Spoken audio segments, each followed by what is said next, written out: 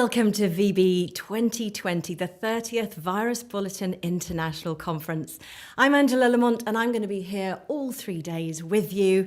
Of course, the VB conference usually travels to a different city each year, but this is the first time in its 30-year history that it's being held at your house, where the chairs are probably a bit comfier.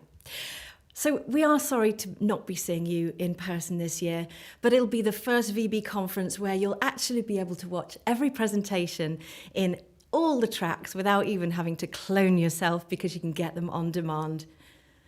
Now, I had my first virus encounter when I was a student at IBM just over 30 years ago, when the world's first worm, the Christmar exec, totally wiped out our global network. And viruses have evolved unbelievably in the last 30 years, and so has the Virus Bulletin Conference too. It's become perhaps the most international threat intelligence event of the year, and this year is no exception. We have a record 2,270 registrations from 61 countries around the world, so hello wherever you are. So here's how things will run. You're currently tuned into the live presentations, and we'll have 7 presentations here with live Q&As. There's also a huge collection of on-demand presentations that you can access at any time, and another 8 presentations that form the Threat Intelligence Practitioners Summit, brought to you by our partner Cyber Threat Alliance. Now, if you want to find out any more about any of the presentations that you watch, just click on the thumbnail on the presentation library and you can download the paper that goes with it or the slides and get more information about that presentation. During the conference, of course, you can still chat and network with other delegates, with partners, and you just need to head to the Discord chat channel. Just use the chat link on the left-hand menu. Discord is also the thing. If you have a question for one of our speakers, there's a Q&A channel on Discord too. Now, if you want to ask a question of a speaker that's actually on this live channel, then prefix your question with #AskNow, and then we'll know it's a question for right now, and I'll try and fit your question in the Q&A session after that presentation when I'm talking to the speaker live. Of course, you can also ask Q&As, questions of the on-demand presentations. If you're going to do that, though, if you can mention the speaker's name, so @ and the speaker's name, that's going to help us pair up your question with their presentation and get you an answer. Also, if you have any problems, there's a help desk channel on Discord too. So head over there if you have any trouble, and our team will help you out. But now it's time to introduce our first presentation, which is about a new Chinese advanced persistent threat group called Evasive Panda. They're targeting the Indian government at the moment and individuals in Hong Kong who opposed the security law, using a new variant of MgBot malware. So to tell us more, here's Hussein Jazzy and Jerome Segura from Malwarebytes. Hi everyone, welcome to our talk at VB Localhost 2020. Hope all of you are doing well during this pandemic. Before talking about our research, we are going to introduce ourselves. I'm Hussein Jazzy and I'm Senior Threat Intelligence Analyst at Malwarebytes. As Threat Intelligence Analyst, I'm mostly responsible to monitor and track APTs and cybercriminal campaigns around the world. As part of my APT analysis, I perform malware reverse engineering, threat hunting, and also writing blogs about my findings. Hello, my name is Jerome Segura, and I am Director of Threat Intelligence at Malwarebytes. I lead the team that investigates malware campaigns and the activities of various threat actors. In this talk, we are going to talk about our most recent research about discovery of new Chinese APT that we call it Evasive Panda. At first, we talk about how the analysis started and what makes us interested to continue our research. Then we are providing the analysis of the campaign targeted Hong Kong and India. At the end, we will talk about the attribution of this APT group, its TTPs, toolset, and infrastructure. During our daily threat hunting, we found an interesting malicious document that used template injection to download a remote template to perform its malicious activities. The content of the document indicated that it could be part of an ongoing targeted attack. The final payload in this case was a variant of Cobalt Strike. A day after, we noticed that the actor has changed the remote template and dropped a new variant of MgBot malware. It was very interesting to see an APT group is constantly updating its toolset to possibly improve their attack effectiveness. A few days after, we found another malicious document that again dropped MgBot malware. In that case, all the TTPs were same and the attacker just changed the document content to target Hong Kong. This gives us a clue that this is an ongoing targeted campaign and it requires further investigation. Now we provide the detailed analysis about this campaign. This is the first document we observed. As you can see, the content shows that it specifically targets government of India. This picture shows the overall process of this first variant of this attack. The attack started by a malicious document that uses template injection to download a remote template. The downloaded template uses dynamic data exchange to execute the malicious command by calling cmd.exe. The cmd calls search utils to download a scriptlet and uses regsvr32 to execute the scriptlet.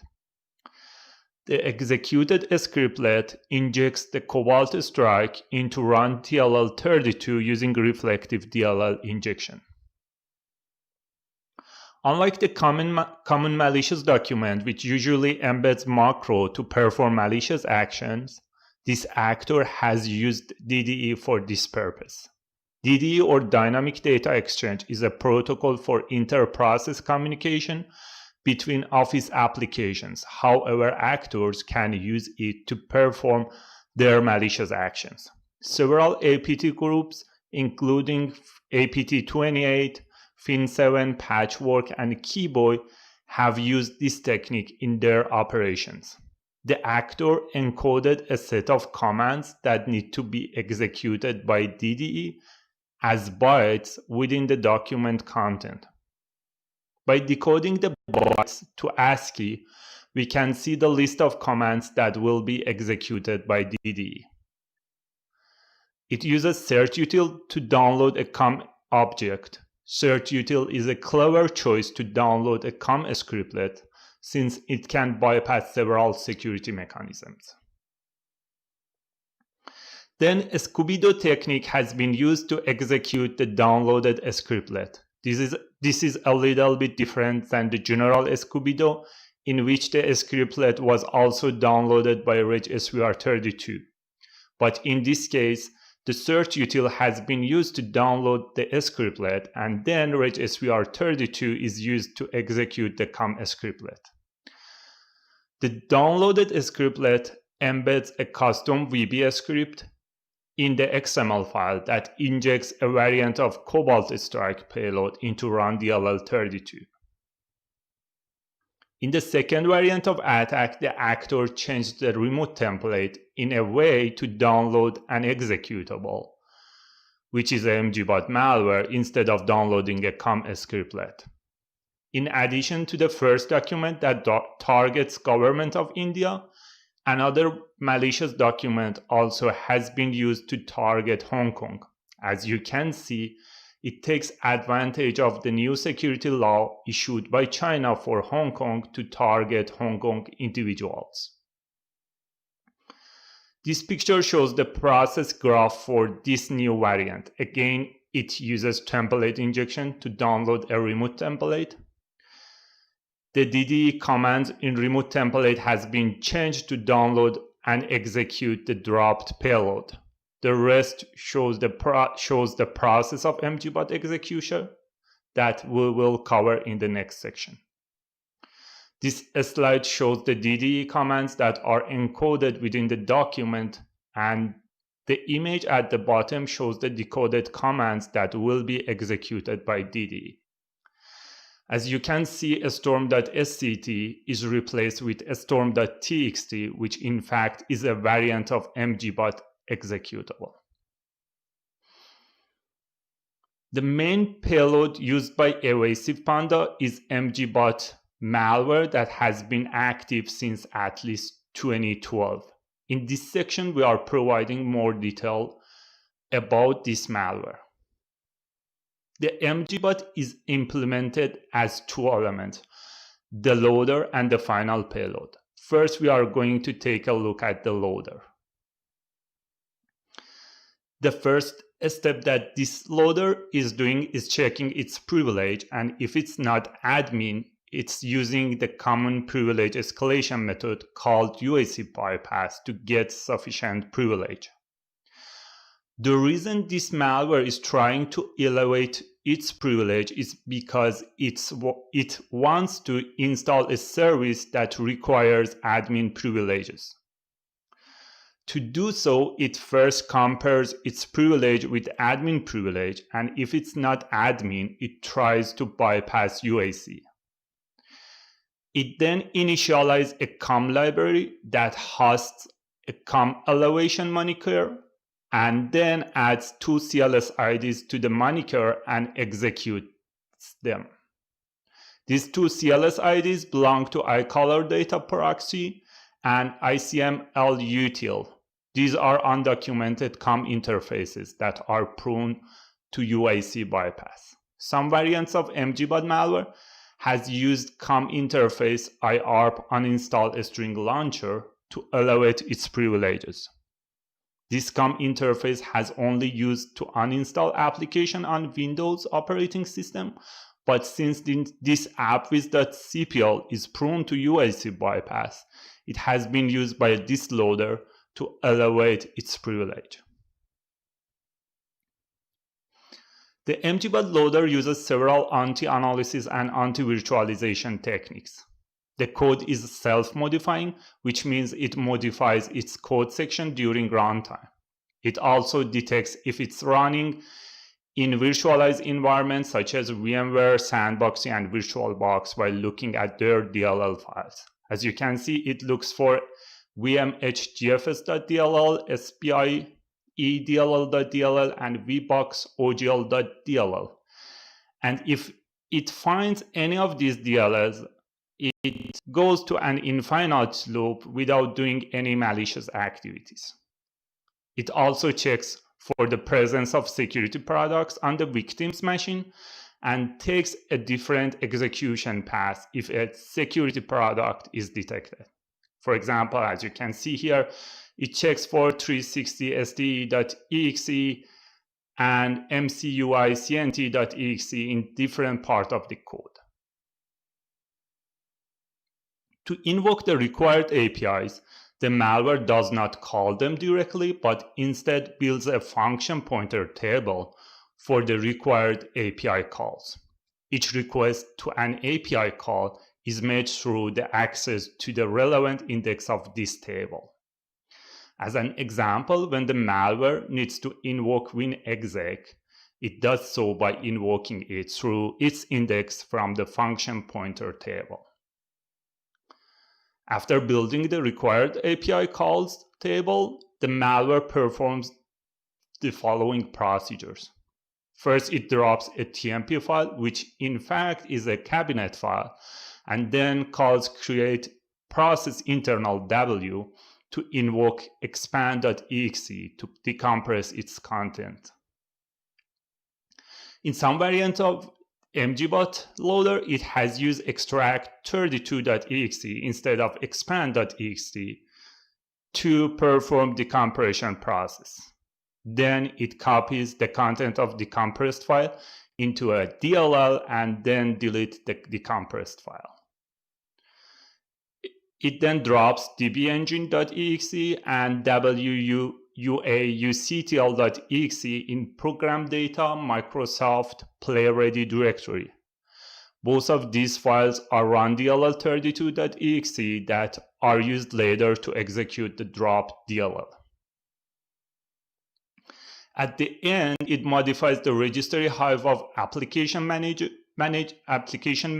registry location to make itself persistent and ready for execution. To perform this modification, it drops two registry files in temp directory, which are the old and new registry hives for this registry location.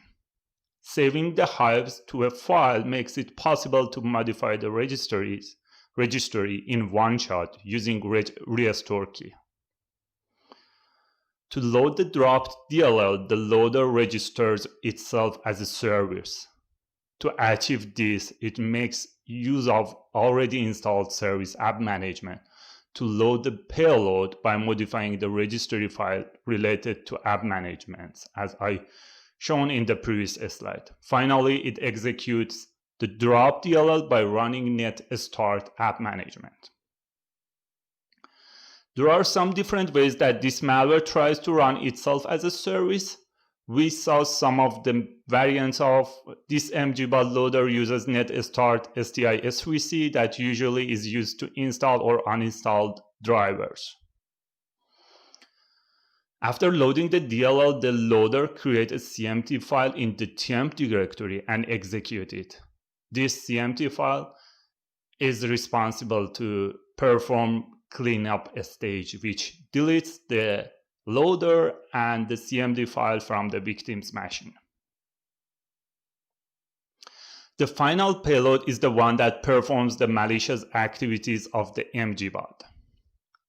The sample's original name is either video team or team32.dll, and it exports several functions. Here is the list of main functionality of this DLL. It can communicate to its command and control server. It can capture a screen. It can perform process, file, and directory management. It also has the capability to get the drive type and free up the space of a specific drive. Most of the strings and used API calls are obfuscated in this payload. Strings are encrypted by this algorithm, and there is a wrapper function that uses this algorithm. We call this wrapper decode strings. The decryption algorithm has been called in three different ways. Decode string at POS1 is the method that is used to decode Unicode strings. Each string has a limit of 160 bytes. The second function is decode strings at POS2 is used to decrypt ASCII strings. Each string has a limit of 56 bytes in this case. And the third function is decode strings at POS3, which is used to decode API function names in ASCII format. In each case, the hard-coded obfuscated buffer is given and also the position in this buffer from which the string of our interest starts. Also, the decryption keys are hard-coded and passed to the decryption function as a parameter. Another method used by this DLL to obfuscate strings is to store them on the stack. The most important API calls that perform the core functionality of this malware are loaded dynamically, and their names are obfuscated. All of the functions are loaded into an alternate import address table, so we can deobfuscate them by rebuilding the full import address table once they are loaded into the memory. The fill functions here is the function that is used to resolve all the required API calls. Here shows some of the API calls after the obfuscation. As you can see, pass file as exist A is one of the functions that resolved here. This DLL can be installed as a system service, and for this functionality it has a valid export function called service main. Once this DLL runs as a service, it deploys the core functionality, which is responsible for screen capturing and injecting itself into other processes. This functionality deployed in the new thread that first initializes a screen capturing and then initializes a JPEG encoder. This sample, as I mentioned, has the capability to inject itself into a process using classic DLL injection. It also has the capability to install itself via WMI provider host. Also, this payload is capable of sending the collected information to its command and control server and also receive the command from the server. We are going to publish a detailed blog post on this DLL after the conference. In this section, we will talk about attribution of this APT group. To attribute this APT, we considered several parameters, such as the TTPs, toolset, past campaigns, and also the content from within the documents. The lures used in this campaign indicate that the third actor may be targeting the Indian government and individuals in Hong Kong, or at least those who are against the new security law issued by China. The observed TTPs in this campaign have been used by several Chinese APT groups before. For example, Ranker APT is known to use searchutil to download their payload. Keyboy is known to have used DDE in its previous campaigns. And APT40 has utilized squibbly-do and template injection also. However, there are some specific behaviors and toolsets, like MgBot, that have not been used or observed by any Chinese APT group. Therefore, we attribute this APT attack with moderate confidence to a new Chinese APT group that we decided to call Evasive Panda. Based on the TTPs and toolsets used by Evasive Panda, we were able to track back its activities to at least 2012. The first record was in 2012, reported in Nile in the Haystack blog. In that campaign, Evasive Panda used CV2012-0158 to exploit the victim's machine and drop a variant of MgBot. The primary target countries of that campaign were Hong Kong and Taiwan. Then in 2016, Evasive Panda started to target Android users using a new toolset that we call the KS Remote Android Rat. In 2018, the group changed its initial infection vector and used CV2018-8174 to drop, again, MgBot malware.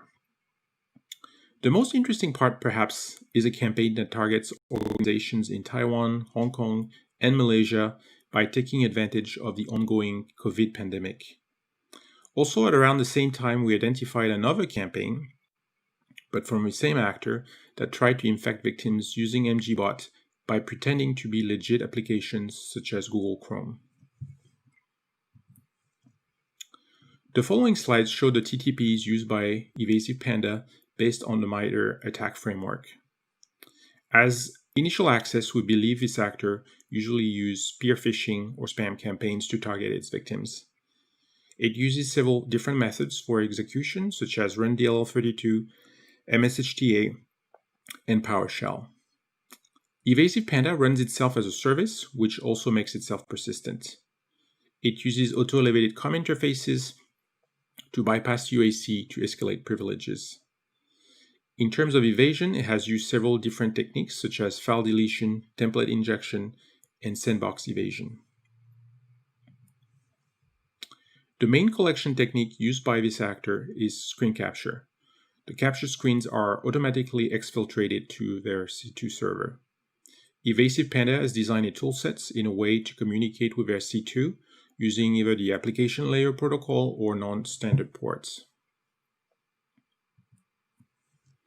Here we're going to talk a little bit about the initial infection vectors used by this APT group. So we observed three different types of files that have been used in its phishing campaigns. Malicious documents that exploit vulnerabilities, such as CV 2017-0199 or CV 2012-0158.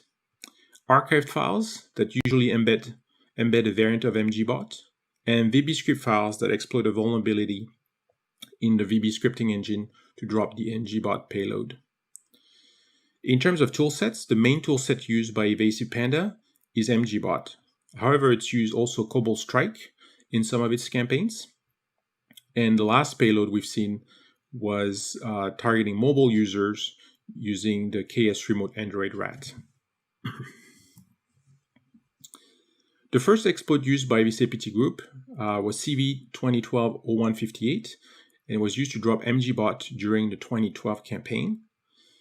This exploits a buffer overflow vulnerability in the ListView TreeView ActiveX controls in the MSCOM CTL library. We also observed this APT exploiting remote code execution vulnerability of the VB scripting engine to drop MgBot in 2018. They used a publicly available exploit for this vulnerability to drop their payload.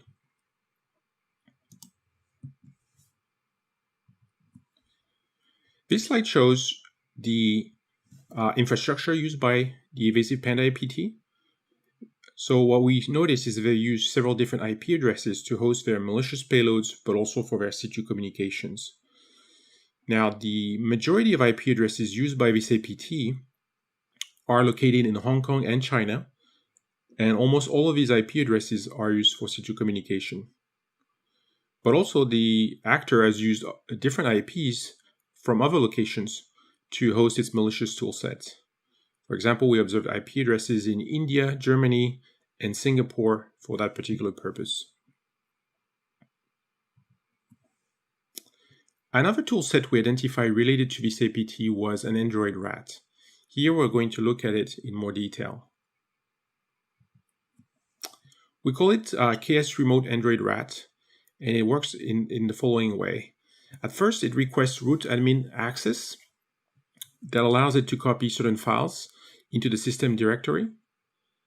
Then it calls the injector to inject libhook.so, libhookjava.so, and libshutdown.so into the system server process. In the next step, it calls libhookjava.so in the system server process to dynamically load the ksremote.jar file. After this, it calls libshutdown.so to complete the shutdown hook. And at the end, it calls libhook.so again to call the related method RSD server implementation shutdown in ksremote.jar to complete the system service hook.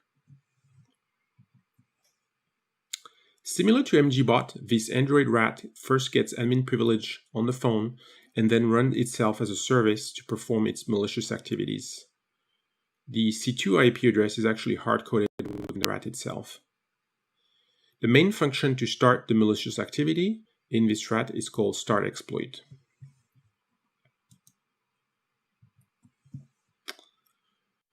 The core functionality of this RAT is stored within the ksremote.jar file. It has the capability to record the screen and the audio as well using the phone's camera and microphone. It can locate the victim's phone with precise coordinates, steal phone contacts, steal call logs, SMS, web history, as well as send SMS messages.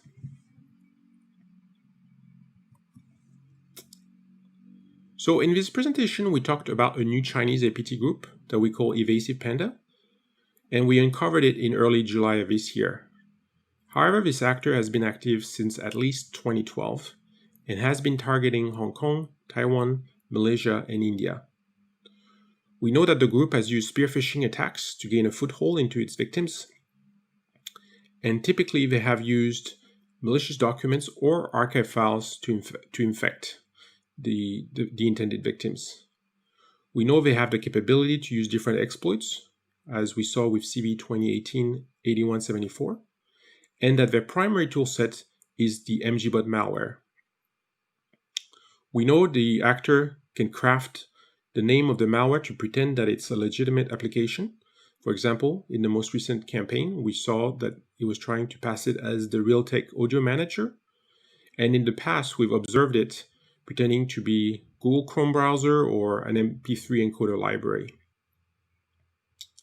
And finally, we identified that this actor has the capability to target Android users Android users using its KS Remote Android RAT application. That is it for the presentation. Thank you, and we will be able now to take your questions.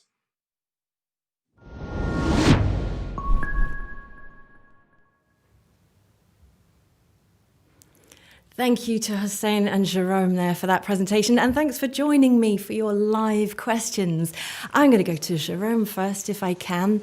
Jerome, you showed us a timeline there and showed what was happening during the pandemic and right up to the summer, but of course we're now heading for autumn and winter. Is that threat group still active?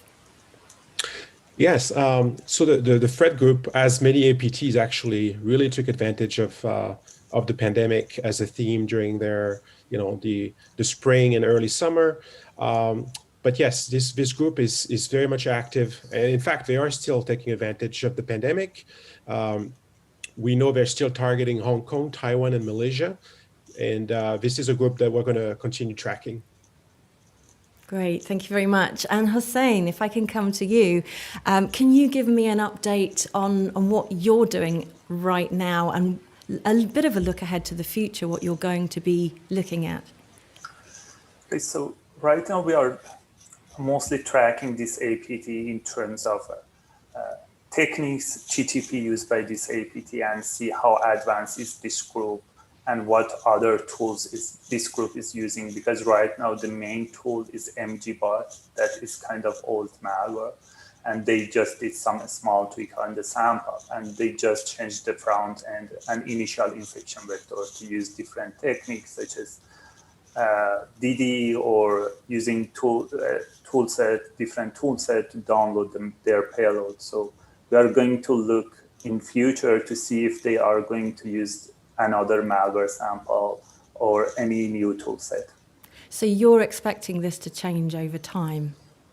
Yeah, because we saw in one of the attacks, they used Cobalt Strike as their payload. So I'm expecting to see more malware families from this APT group. Great. And last word to Jerome. If they're changing over time, are they getting more sophisticated as they do that? Well, the thing is, this group has been active at least since 2012. So we've seen some APT groups like that come and go, and take advantage of current vulnerabilities. Different CVs that are available at the time, or lately more social engineering.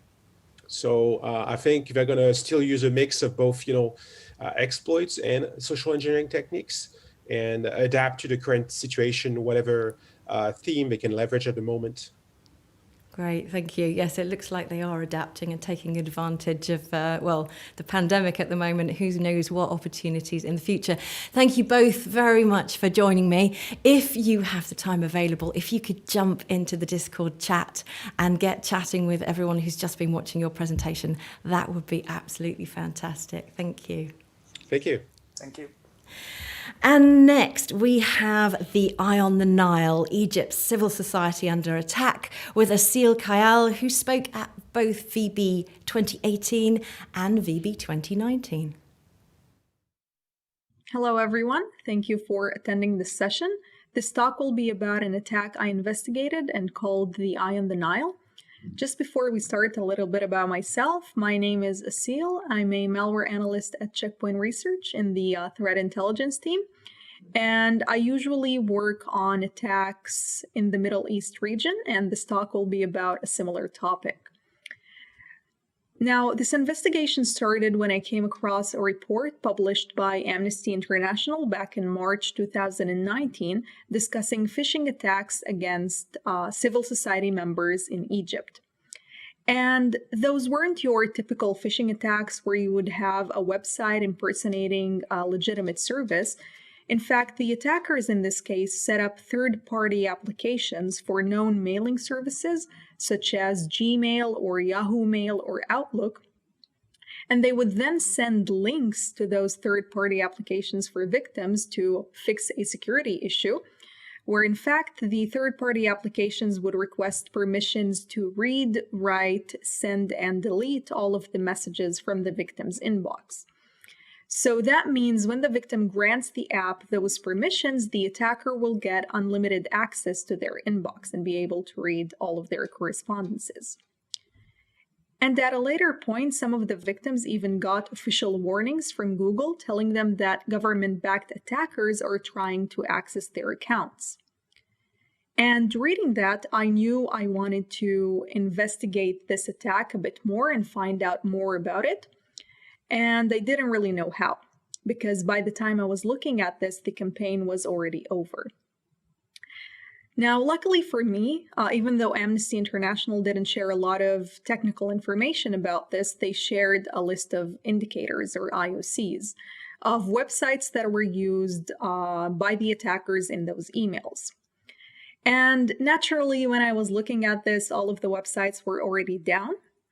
But I was able to see that a lot of them had subdomains indicating that they were really used for those phishing purposes because they were trying to masquerade as legitimate services and using keywords such as Outlook or sign-in auth or Yahoo Mail.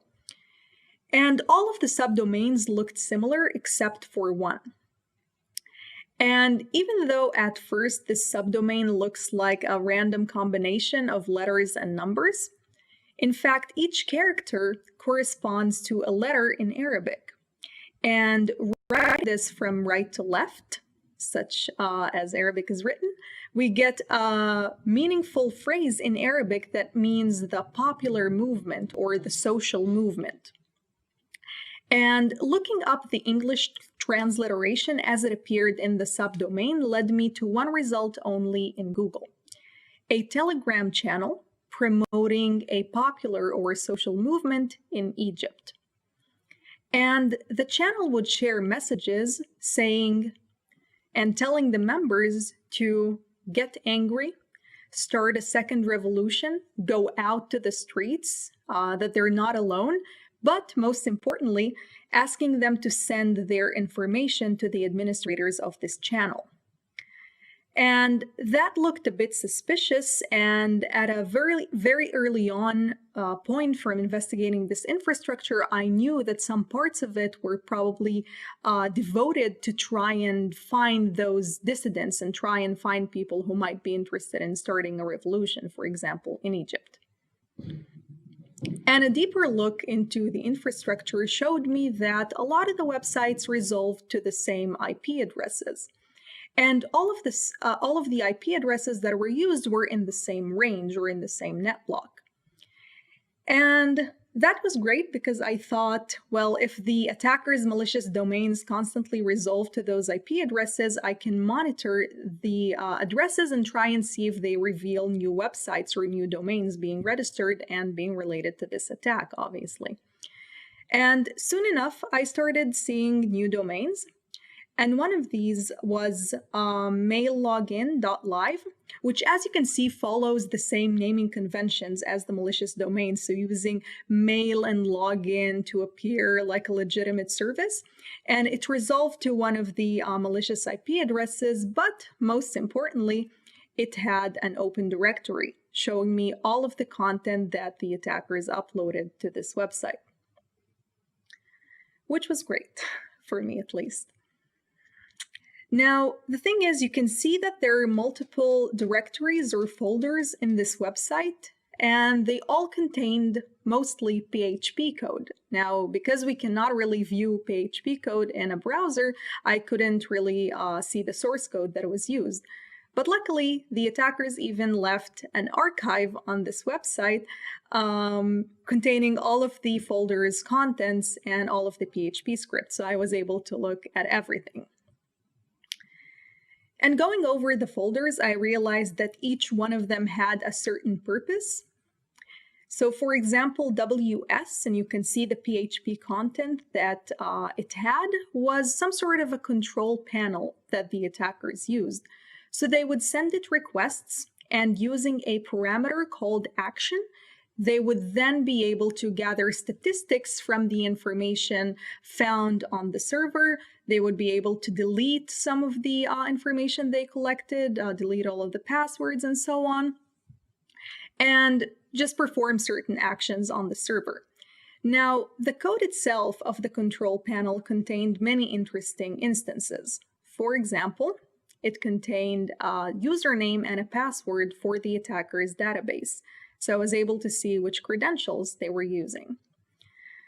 And more interestingly, it contained, or it defined, the default time zone of the server to be that of Cairo, which is an interesting choice.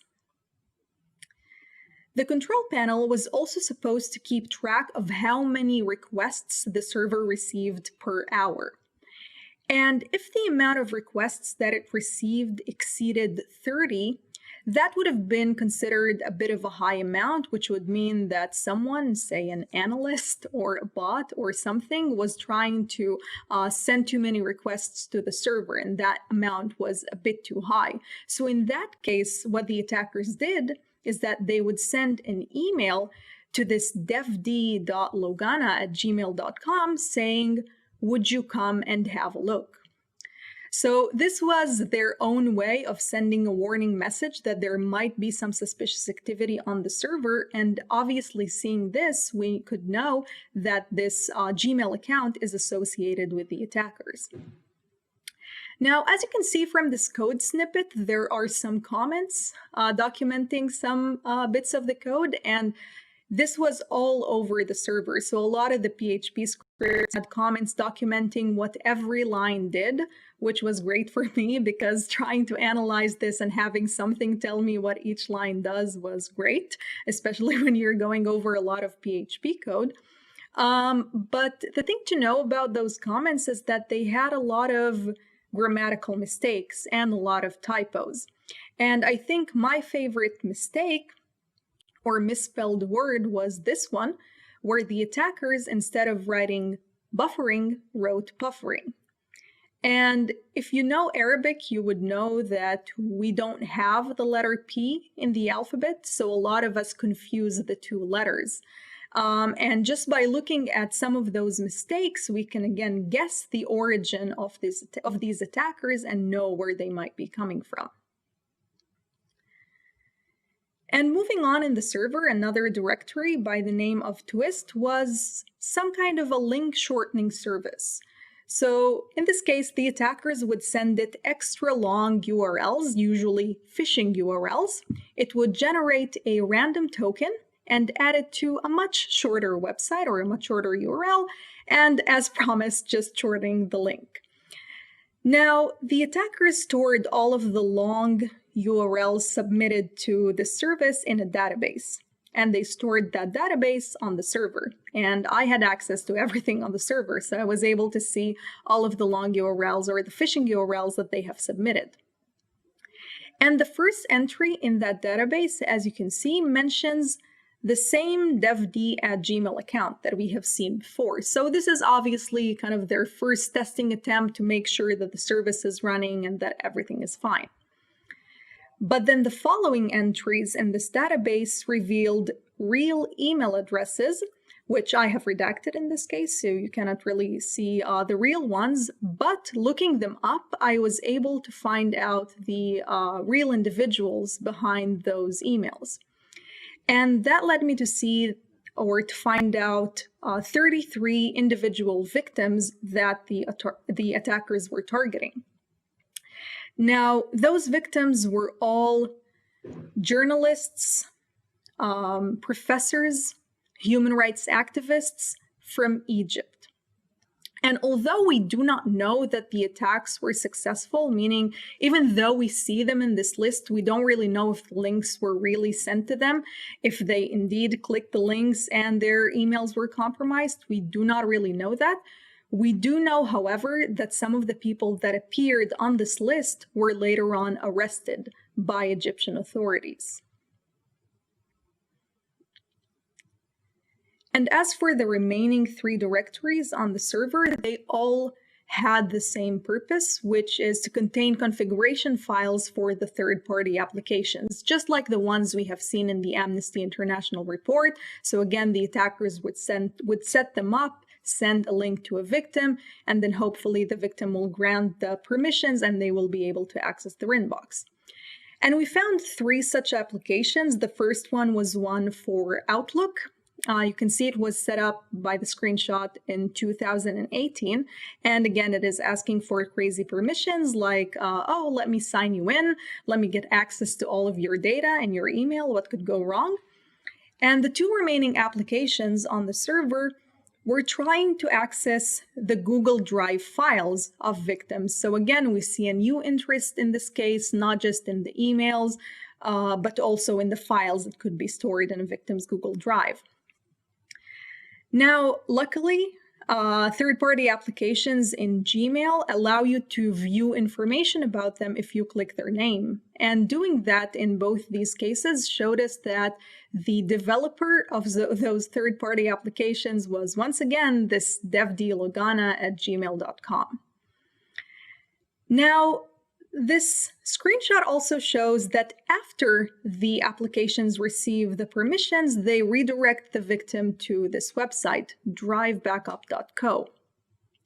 And this website was not really seen anywhere else before. It didn't appear in the Amnesty IOCs. I couldn't find it online in any malicious context. And I couldn't get much information about it. And obviously, by the time I was looking at it, it was already down. It was inaccessible. But as I was trying not to get frustrated by all of this, an interesting finding popped up. A mobile application, which was submitted to VirusTotal, and this was an APK, an Android application, that communicated with this drivebackup.co.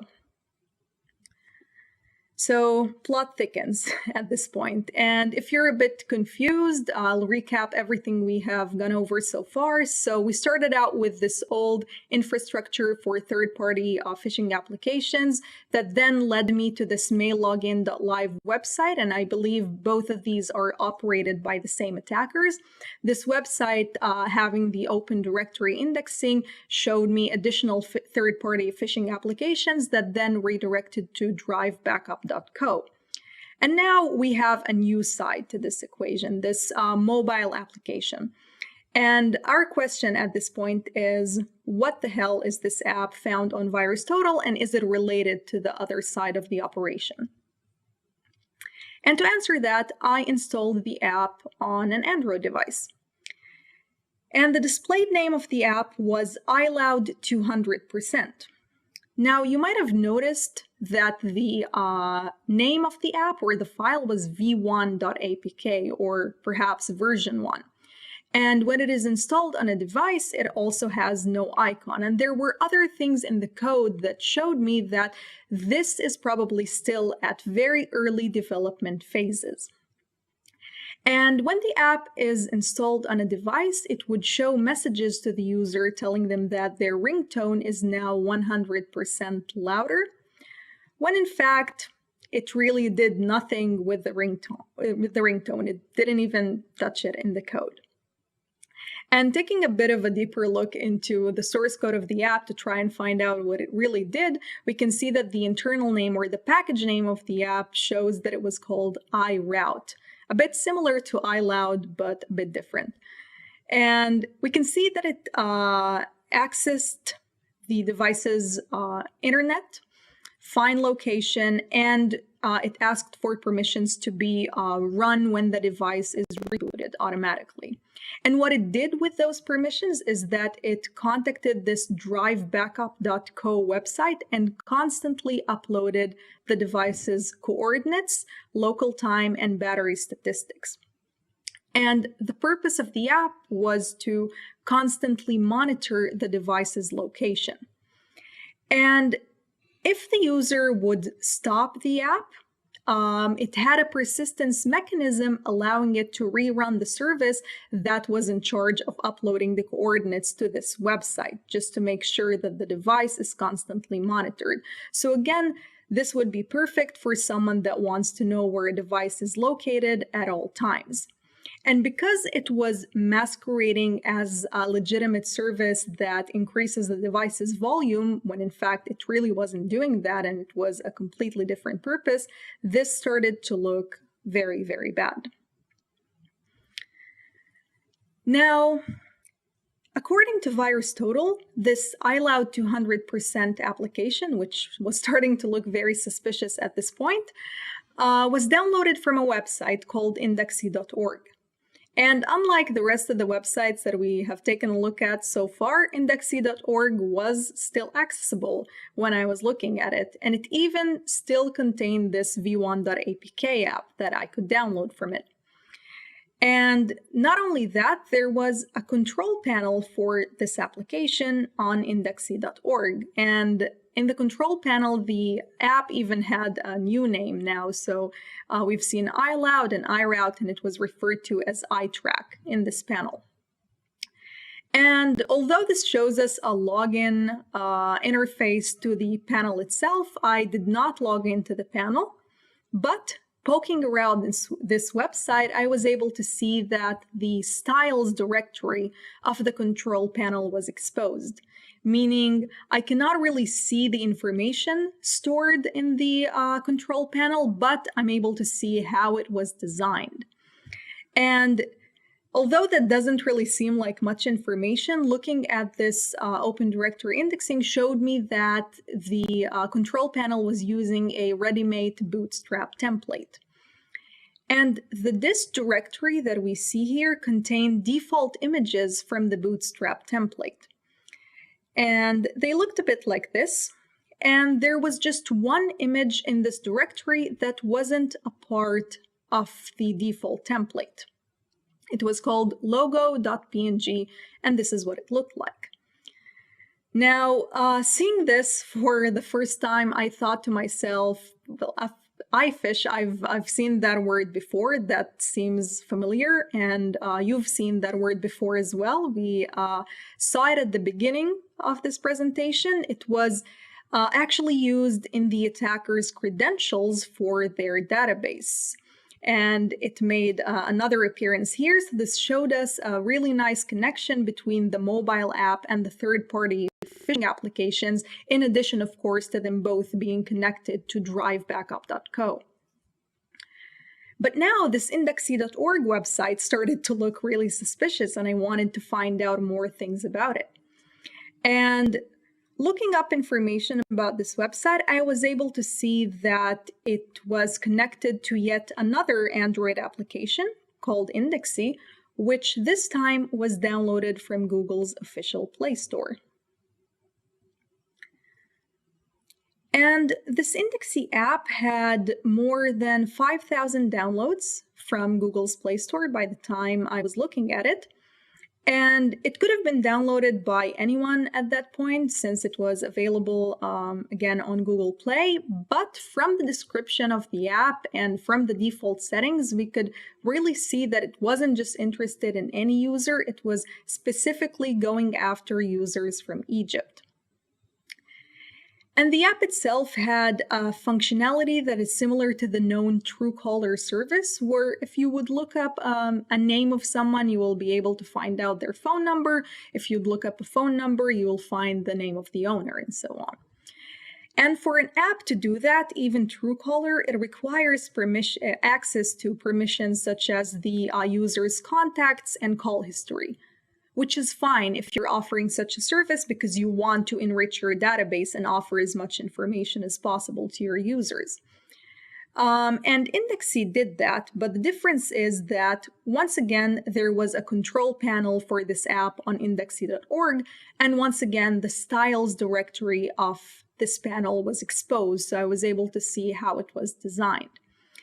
And looking at the different windows that were offered to the administrators, I was able to see that the app wasn't simply accessing those permissions just to improve the user experience.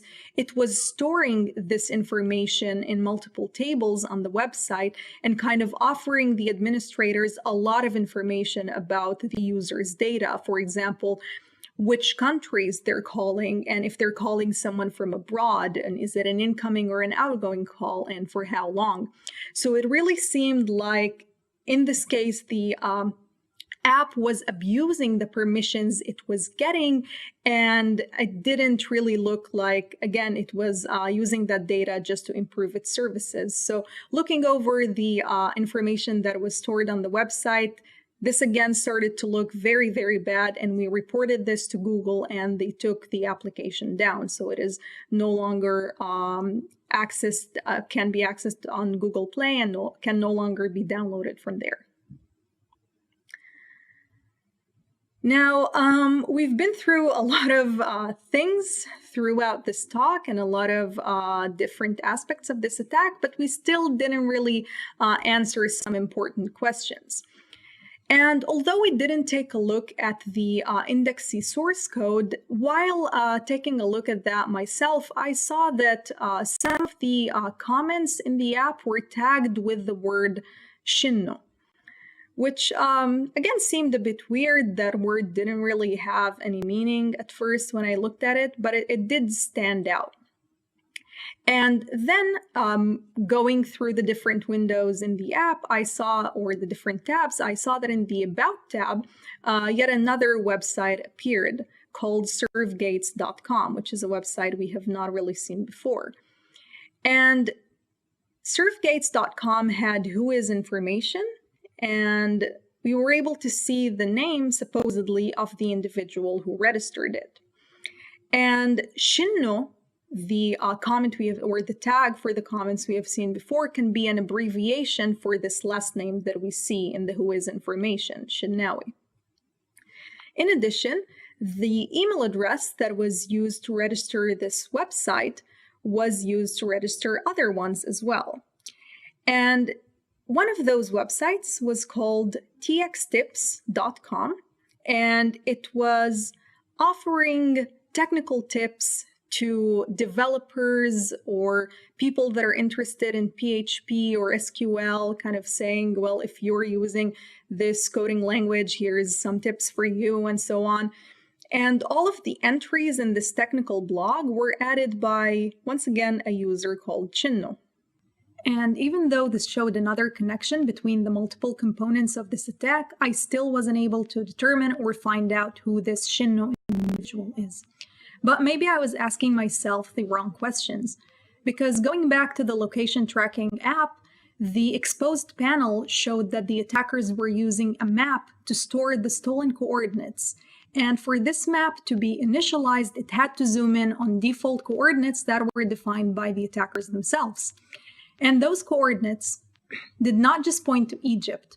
They did not just point to Cairo. They pointed to a specific unnamed building in Cairo. And while at first we didn't know if this building was associated with the attackers, we later on found out that these are the headquarters for the General Intelligence Services of Egypt. And this is where we believe the attack might be coming from. So to summarize our findings, the attack appears to have been active since at least 2016, targeting high-profile victims, activists, and dissidents within Egypt. It uses multiple attack vectors to spy on the victims' correspondences and to try and find out their location. And lastly, according to the evidence we gathered from multiple components of this attack, we believe that it is coming from Egypt and that it is mainly targeting Egyptians. And with that, thank you so much.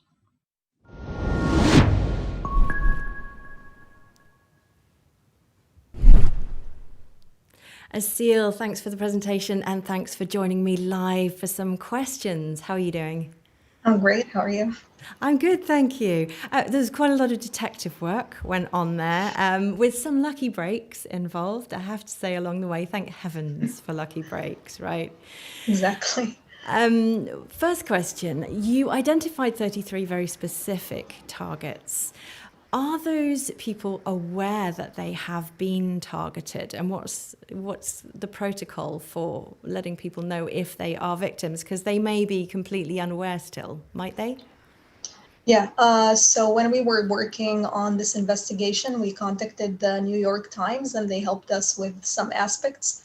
And they reached out to some of the victims, letting them know that we've identified them on the servers and saw their names. And they were all like, well, it's no surprise. We've been targeted for years. It doesn't come as a shock to us. So they knew. Great. Okay, thank you. It's kind of reassuring to know, isn't it, that they knew. Tech on Discord wants to ask if there has been any new activity in 2020 from this group. And in fact, you did that presentation in July or August, I believe. And so bring us right up to date. Yeah. So right after we published our findings, a lot of the websites that we detected were down. The attackers took them down. We couldn't really access them anymore. But recently, Amnesty International published another report saying that those same attackers were using FinSpy as well for Mac and Linux. And so that was more recent activity. And I think it was around November 2019, if I'm not mistaken. But a lot of the things that we have detected were down and we couldn't really access them after the publication. Okay. But the techniques that were used for this, and it, as I say, it seemed to be a very long and arduous process to track. Have you done any comparisons with any other groups? Are the techniques used being similar to any other groups? So the tools, we didn't notice any code similarity or anything to another known APT group or threat group out there. There have been some threat groups like Ocean Lotus, for example, who have used similar techniques like the third-party applications for mailing services to also compromise the victims' accounts and to access their emails. But yeah, we didn't notice any other similarity. Okay. And continuing to monitor? Yeah. Great. Thank you very much for joining me. And if you're free, can you hop into the Discord chat? And then if anyone has any other questions, you'll find a seal in the Discord chat. But for now, thank you very much for joining us. Of course. Thank you. Thanks. Good to see you. And now it's the fall of Domino. So this one is a pre-installed, would you believe, pre-installed hostile downloader. And we're talking older Android devices here. To tell us more, here's Lukas Siewerski. Welcome to my talk on the Domino, the malware family that comes pre-installed with some of the older Android devices. This pre-installed family is composed of several different components, and we will dive into all of them. So one of them is the binaries that are pre-installed on the device in the bin directory. They are not apps, so they have to be handled somewhat separately. The other things are the browser, the Android open source project or AOSP browser modification, and the settings app modification. These are the apps that come pre-installed with your phone, and they have been modified to include some additional code from Domino. We will also take a look at the framework modifications, and these are the modifications in the Android open source project itself, not in any of the apps. Then we will move on to something slightly more exciting, and that's the source code package. So the source code package is the package that was presumably delivered to the OEMs, who then had instructions in there on how to include the Domino source code in their device source code. And finally, we will talk about connections with other malware families, namely X-Helper and Triada, and how that all ties together and how Domino is used in that infection chain. Okay, let's start then. We will start with binaries, and there are two types of binaries. One is called daemon and the other one is called service. The names are given by the malware authors, so both the daemon name, or how it's spelled with an A without the E, and the service name comes from the malware author. It doesn't come from It doesn't come from me, and the spelling is also the original spelling. So the first binary, the daemon binary, it does three things. It creates databases, so it creates a database file with different tables, and these tables contain the configuration for Domino. The values in these tables are downloaded from the CNC. So the other thing that the binary does is it contacts the CNC. The domains are different in different versions of Domino, but the URI paths are the same. And you can see some of them here. So there's this bus-web app API path, and when it makes the HTTP connection, then it downloads stuff and saves it into the database. The third thing it does is somewhat unusual. So the daemon binary also adds text messages to the SMS database. The daemon binary knows how the database looks like, and it can manipulate it, the actual database of text messages that's in AOSP, and add additional text messages. It also has an option of finding the threads which contain text messages and adding the text message into that thread so that you can see it as a continuation of your conversation, should you have any previous conversation with that number. I wasn't able to find out what the text messages were and what's the purpose of adding new text messages to the database. I can only say that all of Domino has something to do with ads. So possibly there is this functionality may be used to add text messages related to advertisement. So this is the purpose of one of the binaries. And the second binary, and they kind of work in tandem, is the service binary. And the service binary installs applications. You can see how the application is installed here. So the application file is first saved to the SD card, and then the pm install command is executed using the system call. And then the service binary waits 20 seconds. And after 20 seconds, it removes the file that has been installed on the device. Then it can also activate the application. So in this context, activation means that it starts a service or activity. And obviously, if the app is installed and it doesn't want to interact with the user, it may want to run a background service, and that background service will be activated in this way. So through AM start or AM start service. So this is the service binary, and it can install and activate apps. But in order to install the apps or activate the apps, it has to have elevated privileges. And binaries don't usually declare privileges. What they do instead is they have a specific SLNX context. And this SLNX context is here. So you can see the SLNX context for two binaries. The first one runs as a user radio. And it also has the group membership that allows it to write something to the SD card or read something from the SD card. It also allows it to connect to the internet, obviously, to contact the CNC and all that, and access the APK file, for example. And you can see which one is used to install the apps. So the second one, the RBN one, is used to install the apps because it runs as user shell, which means that it can execute commands as if it were an ADB shell, and it can install the apps from the shell. So any install that comes from this Domino pre-installed binary will look like it comes from ADB itself, and won't be, from the system perspective, it won't be indistinguishable from a regular user install through debug bridge. The system property that controls all of Domino is ro.feature.browser.ext, and by that I mean that if that system property is set to true, then both binaries will start. This is both the binary that connects to the CNC and the binary that is responsible for app installs. If this property is set to false or it doesn't exist, it means that the Domino won't start. Okay, and browser and settings modifications. So we are done with the binaries. We move on to another layer of Domino source code, and that's Android open source project modifications.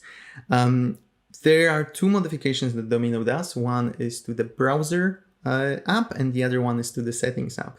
So the browser app is used to download files, and it downloads files from the CNC using from the URLs supplied by the CNC rather, and it does so under the following 4 conditions. So in order to download a file, it first checks for the system property, and this is the same system property that controls whether the binaries run on the system or not. Then it checks for the silent period, and now in the browser itself, there is no silent period defined. It's just a Boolean value that's supplied by the CNC. And that Boolean value can have something to do with the period for a specific device, but this is on the CNC side, not on the app side. It also calls a check black method. And again, this is just a Boolean value supplied by the CNC. Maybe it's connected with how the specific device works and whether it's deemed safe to install the app on this device rather than in a specific time frame. And finally, it also checks is network, and this is a check to see whether the browser is running on Wi-Fi connection or the data connection. If it's a Wi-Fi connection, it will download the file. So this modification allows the browser to download the files, and any file downloads will come from the browser, which makes them less suspicious than other possible ways of downloading. So for example, if binary was downloading it, it would be slightly more suspicious, but browser is used to download files, right? Another modification that's slightly related is the affiliated search. So whenever a user types in a search term, instead of going to the search engine that they've chosen, they will go to another search engine if it's defined, and that another search engine will also, the query to that search engine will also have some parameters like M, C, and K that probably tie back to the Domino authors through an affiliate program. I wasn't able to find which search engine they are using to do that and which search engine they are affiliated with. This again comes from the CNC itself, so it was hard to find out which one it is. And the settings modification is in a slightly different for a slightly different purpose. The settings modification is done in order to display ads. First thing it does is it creates a broadcast receiver that responds to all screen off events, and the screen off event is broadcasted whenever the screen is turned off. And then when the screen is turned off, what happens is that the settings app checks whether the screen is really off for the second time. And if the screen is really off, it will send an intent to the HTML viewer. HTML viewer is just another part of Domino that is responsible for displaying ads. So it will send that intent, and it will display an ad when the screen is off. If the ad leads to a URL that has a referrer param in the URL, then this referrer param will be saved for later. So if it's, for example, an ad for an app, and that app has a referrer value to tie back the app install to the displayed ad, it will save that referrer value for later use, and that later use will be actually in a framework modification. So let's dive slightly deeper into another layer of Domino modifications, and let's have a look at the framework modifications. So it intercepts the install referrer broadcast, and the install referrer broadcast is a broadcast that is being sent by Google Play when the app is installed. This broadcast allows to tie the app installation to a specific ad campaign. And you can see where this is going. So in order to intercept the install referrer broadcast, Domino modifies the broadcast intent locked method in the Android framework, and this is the method that handles all the broadcasts. So this install refer broadcast will go through that method. That method will actually check if it's the install refer broadcast, and if it is, it will execute additional code. And that additional code changes the refer value to the one that came from the settings modification. So the settings displayed an ad. That ad led to, let's say, an app on Google Play. And that ad had the refer value, and that refer value was saved, and now it's being used to substitute the refer value in the broadcast after the install, so that it can tie back to the ad campaign. This is also interesting on another level, because the refer value is only substituted if a number of checks are passed. One of the checks is choosing a random value, a random numerical value. And if that numerical value is from a specific interval, the refer value will be changed. This is done in order to see whether the in order to circumvent any detection methods that may be in place. So it's not changing every single refer value, because that would be too obvious. It's just changing the refer value at random. So not every single refer, but some of them will be changed. But it's always the case that the refer value has to correspond to whatever was in the settings modification. So it all kind of comes together, and you can see how it all comes together. The first thing that is happening is that the settings app is downloading a list of ads to display when the screen is off. Then it saves the refer value for later. Then when the user navigates to a Google Play app, and the user may navigate to a Google Play app by simply going to the Google Play app itself and then finding the app they are interested in and installing it. And that refer value will be overwritten by intercepting the install refer broadcast and using the refer value from the ad campaign. So it kind of ties back to that ad that user has never seen because it was displayed when the screen is off. But the phone itself, or Domino, claims that the user actually saw the ad, and using that ad, they found the app and installed that. Another modification in a browser that helps that, or in framework that helps that, is the modification in choose best activity method. So choose best activity is the method that is being called when you want to navigate to a URL, and that URL is handled by multiple different apps. So if there's only one app that handles the URL, then you will go directly to that app, because it doesn't make sense to for the user to choose the app.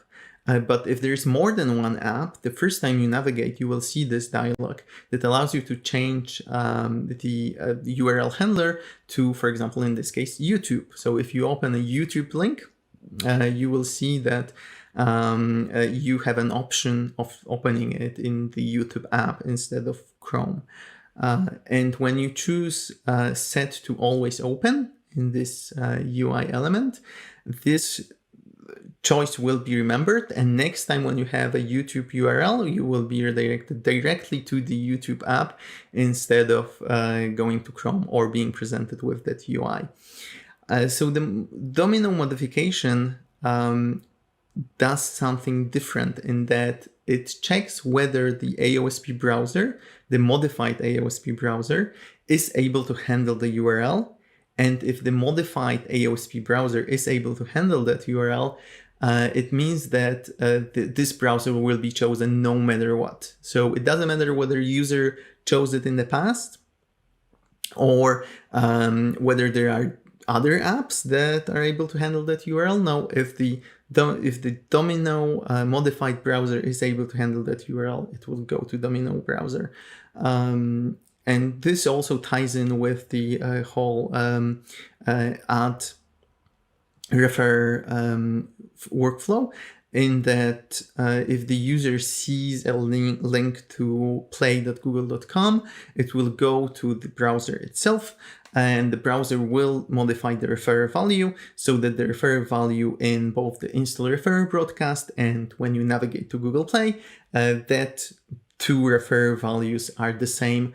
So there is some consistency that shows that the user used the ad to navigate to the app, even though it's not true. Okay, and as I said, the source code package is the slightly more interesting part. So the source code package is the part where the source code package is a zip file that the OEM got, presumably to install Domino on their devices. This source code package is available on VirusTotal, and it contains Domino modifications for Android 6 and Android 5.1. So this is the file list of all the files or all the interesting files in that package. You can see that there's a device directory which contains custom system properties. These are the properties that I mentioned before. So the properties that control all of Domino. If they are set to true, the Domino modifications will run. It also contains Linux policies, the ones that I presented a few slides ago. It contains a list of files to modify or add. Our add code to them. So it will have files like the actual framework files or the path to the framework files where you have to modify the method that chooses the browser to handle the files. So it has the intent changes that I said. The resolver activity.java contains the intent changes for install referrer. It also has the package manager service where you have the app chooser changes. The ones which redirect you always to the browser instead of any other app. It will have the AOSP browser changes, the settings app changes, the README file, which has some text in it, and it will of course have the service and the daemon binaries that I mentioned at the beginning of this talk. So the README file is written in Mandarin Chinese, and it translates into please integrate according to the command keyword Domino. File list.txt is a list of files that need to be integrated. And the browser also needs read phone state permission. So make sure that this read phone state permission is authorized by default. This is just a way to notify the to make the OEM aware that the read phone state permission is needed, and it's non-standard permission that they have to take care of, so they have to give it to the browser. You can see that there's a reference to the keyword Domino and the comments in keyword Domino. So this is what they mean by that. There is a comment that says add S stands for start, and add E stands for end. And this is the part that you have to copy and paste to your device source code. So this is the modification of the permissions, and you can see that there is read phone state indeed here, and you copy that and paste it to the browser. And these keywords allow you to see which part has to be copied over and which part has been modified by Domino. Yes, so this is the source code package, and I also told you that there are connections with other malware families, namely Triada and Xhelper. So the way this whole investigation into Domino pre-installed hostile downloader started is by a blog post from Malwarebytes that mentioned Xhelper. It said that Xhelper is this adware app that sometimes is installed on devices, and they said it's impossible to remove. What they meant by that is that when you remove it, it reappears on the device. So what I did during the investigation is I took the most popular devices which have Xhelper, and I looked at their system images, and 3 of them had Domino related binaries on them. The binaries different names. They weren't using the same name, but there was always a service and a daemon Domino binary, which has this ability to install other apps. So it presumably installs xhelper as well. Then Kaspersky confirmed the connection between Triada routing Trojan and xhelper. And in a follow-up blog post, the Malwarebytes mentioned that when you stop Google Play process, xhelper isn't reinstalled.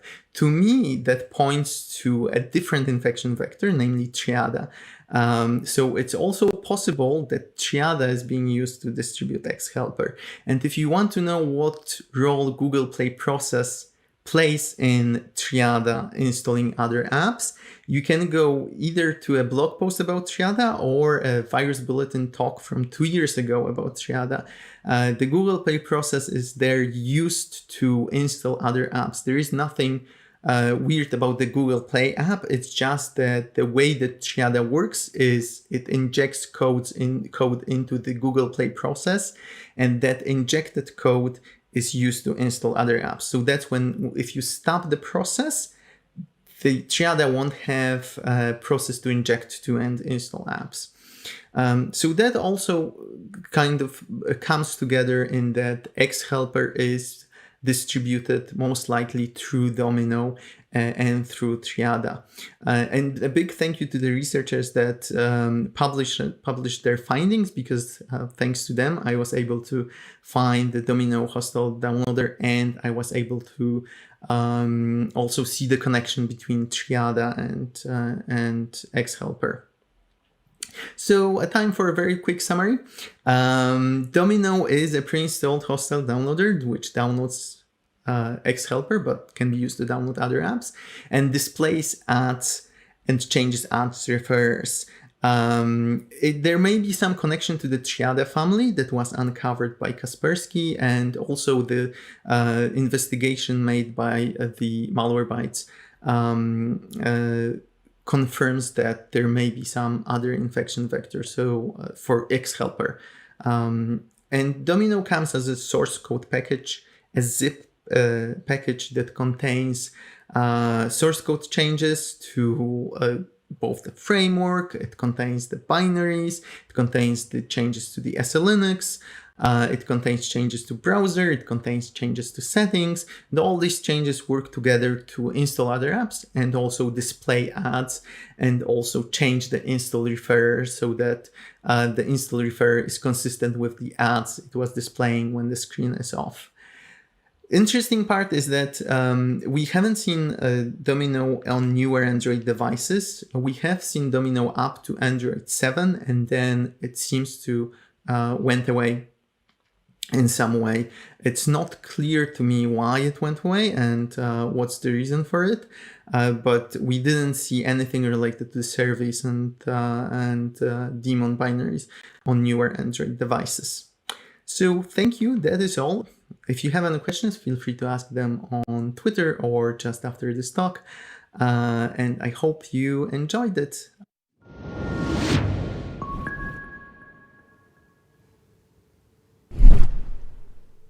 Great presentation there by Lucas, and he joins me for some live Q&A now. Thanks for joining us, Lucas. Thank you for having me.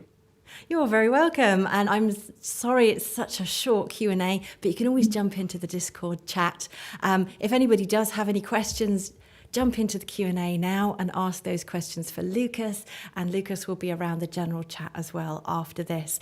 But first, Lucas, it said there might be a connection between Domino and Triada. Is that something you're continuing to follow up? Yes, so it seems like based on the Malwarebytes and Kaspersky blog post that I mentioned in my talk, the xhelper malware is distributed by both Domino and Triada, and it's unclear to me whether it's just authors of xhelper using Triada and Domino as a distribution channel, and they are using two different distribution channels from two different authors, or is there actually a connection between Domino and Triada, and this is why they distribute the same malware? But going back to my virus bulletin talk from 2018, I mentioned that Triada in some way uses the Google Play process to install apps. And this is what seems to happen with what Malwarebytes described. The whole installation process seems to be very similar with Triada, but we also saw that Xhelper is being installed by Domino. So this is like the piece of the puzzle that connects them both. But it's unclear to me whether it's connected because it's the same group, or it's connected because they are just simply using two different distribution channels. It's unclear to you at the moment, but are you saying Yes. you might be back at VB2021 to clarify that? I hope so, yes. So you also said that it was Android 7 and below. You mentioned 5.1, 6, 7. And that you haven't seen it on 8. Again, is this something that you are continuing to look really carefully at every new Android release and just see? Yes. Because presumably there is a possibility that it could come back. Yes, so there's definitely a possibility that it could come back. We've seen that they slightly altered their techniques from Android version to Android version, and it's slightly different. But it's also something that we see across the board, that with newer Android versions, especially 8, 9, 10, it's much harder to find anything wrong with the supply chain and anything that's pre-installed malware. So there may be other things at play, not only that the malware authors are trying to hide something, but they are having difficulties with newer Android models and the whole supply chain for newer models. Which is so that's good pretty news. Reassuring, really, isn't it? Yeah, exactly. That you've not seen any more activity on Android devices, but it's also reassuring to know that you are keeping an eye on it and looking at the new Android stuff coming out. Thank you so much for joining us today. Thank you. And yes, Thank you if you could hop into the chat and the Q&A and the general chat, that would be absolutely brilliant. Thanks for joining us, Lucas. Thank you. Great. And if you have any questions for our speakers, do hop into the Discord chat. When you go into the Q&A, if you have a question for a speaker that's actually on air, put #AskNow so that we know it's for a speaker who's on air at the time, and I can grab that question out of the Discord chat and put it to our speakers. There's also a general chat there, and don't forget there's also a help chat. So if you haven't jumped into Discord and joined in the chat so far, then now is a good opportunity to do so, because we've got a break coming up. It's a scheduled break in your programme. I've got my cup of Barry's tea and my Kimberley biscuits and fig rolls from a good Irish bakery, because of course we should be in Dublin this year, but actually we're at your house. So feel free to let us know what snacks you've got at your house for the scheduled break. That would be fantastic. Don't forget, you can also tweet using the hashtag #VBLocalhost. I want to know if your snacks are better than the snacks in London last year, which were lush, frankly. That would be good. If you're happy binge watching presentations, then that's great. You can head over to the on-demand channel. Lots of good presentations there. They're there because we just couldn't squeeze any more into this live channel. It's a bit action-packed this year. But remember, we will be back with another live presentation right here. And that'll be on ransomware. And that'll be at 17:45 UTC. There's also the Threat Intelligence Practitioners Summit if you want to check that out. And if you haven't already taken a look around the partner booths, you can do that now. Again, jump onto Discord and you will see them over on the left-hand side. We've got the CTA booth and the Bitdefender booth, and there's people in there ready to chat to you. So have a good old chat to them. And we've got some shout outs, if that's okay. You can just stay here with me for a while if you like. We've got a few shout outs to do. Witherbane thinks that a SEAL's presentation should be adapted for TV. I agree. Actually, that was a really good detective story in its own right. So that's excellent. Thanks, Witherbane. Eddie Willems. Right, Eddie, this is your 25th Virus Bulletin conference. You should be getting one of these beautiful badges. I'm going to have words and see if you get sent one of those in the post, because I know there's been discussion on the Discord channel about a virtual VB badge for this year, and I don't think we've come to any conclusions yet. But Eddie, this is your 25th conference, so congratulations. But for both Richard Zweinenberg and Pavel Baudis, this is your 28th Virus Bulletin International Conference. 28. That's fantastic. Do you know we haven't got a 28 badge? I think we ought to get the 30-year badges designed. Can we get the 30-year badges designed? Yes, we can. Right, you got 2 more years to go before you earn one of those. For Igor Mutik, this is your 20th conference. Okay, the 20th one is green and gold. Nice. And for David Harley and Mark Kennedy, you've got your 15-year VB badge, which is gold and silver, also nice. And apparently there are lots and lots and lots and lots of people who are due their 10th badge, which is green and red. All very nice collectibles there. If we have missed you off the list, I apologise. Let me know on the Discord chat, and I will give you a shout out later on. How about that?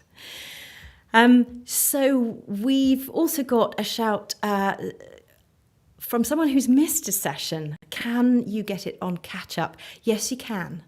And do you know what? Even if you didn't miss anything and it was just so good, you want to watch it again, then head over to rewatch, and you can watch for the first time or watch again. So join us for that, and I will see you back here at 17:45 UTC for the days before our day, ransomware toolsets. See you later on.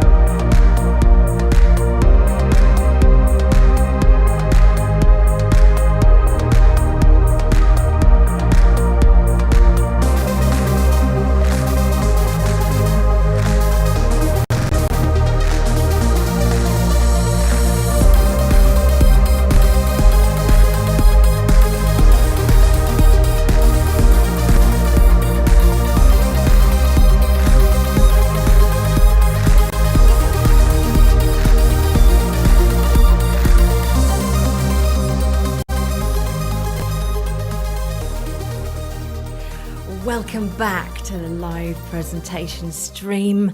It looks like I've set off the biscuit talk in the Discord channel, and lots of congratulations for Eddie Willems as well, which is very well deserved. Eddie, though, I believe you're sending out drones with refreshments for everybody. I haven't had mine yet. I know someone in Innsbruck that hasn't had theirs yet. And actually, you're a few drones short because we now have 2,413 registrations. So you're going to need to send a few more drones out. Sorry about that, Eddie. Right, back to the presentations. And next up, we have the days before our day, ransomware toolsets. And that's presented for us today by Gabor Zapanos. Hi, I'm Gabor Zapanos, Threat Research Director at Sophos. Together with my colleague Vika Singh, we have prepared a presentation to help understand the paradigm shift that's been going on in the ransomware scene in the past couple of years. The large-scale automated attacks have been replaced by manual ones, aiming at a single organization, going after a much higher amount of ransom. And this paradigm shift has been powered and enabled by the ransomware toolset, a collection of living off the land third-party legit executables that the criminal groups are using to perform their tasks. I would also like to thank a couple of my colleagues who contributed to the success of the presentations. Every day we read new success stories of ransomware attacks where they can siphon out a large sum of money from victim organizations. This presentation will focus on two of the most prolific ransomware groups. One of them is the Netwalker gang, who has been very active in the last year or so. The other one is Dharma, which is, according to FBI data, the second most financially successful ransomware group, collecting almost $25 million in the past few years. And that's just a confirmed amount of ransom. The real numbers should be much higher than that. And this is where my problem came. Apparently, these groups are very successful in carrying out their attacks. But when I checked one of the executables, one of the Dharma ransomware executables that were used in a recent incident, I found that it has a pretty high detection rate on VirusTotal. And VirusTotal has only the static scan engines. The real products have additional layers of protection which provide further defense against ransomware attacks. So the real life detection rate should be even higher than this one. So how come that despite this high detection rate, the ransomware manages to attack and infect these organizations? In other words, why does it appear that the security products seem to be incapable of stopping these attacks? The short answer is we don't understand how today's ransomware attacks are working, and as such, our defenses are inappropriate and not protecting us from the right directions. The longer answer will be the rest of this presentation, so stay with us. Let's understand first the paradigm shift I was talking about in the introduction. In the good old days, which was not that breathtakingly long ago, we are talking about 2 years or so, a typical ransomware incident started with a large-scale phishing attack. The email messages contained a malicious Office document as an attachment. When the victim opened this document, it was prompted for an open password. The document was protected with a read password, which meant that the content of the file was encrypted, hidden away from the AV scan engine. The password was provided conveniently in the body text of the email message. When the victim punched in that password, another social engineering trick followed up, convincing him to enable the active content in the document. And when it was successful, the VBA macro within the document, activated and downloaded the payload, which, unlike the doc extension suggests, was a Windows executable, a server ransomware binary. So a few minutes later, the content of the computer was encrypted and the ransom note was displayed to the user. This is pretty simple scheme, and protecting against it looks rather straightforward. You disable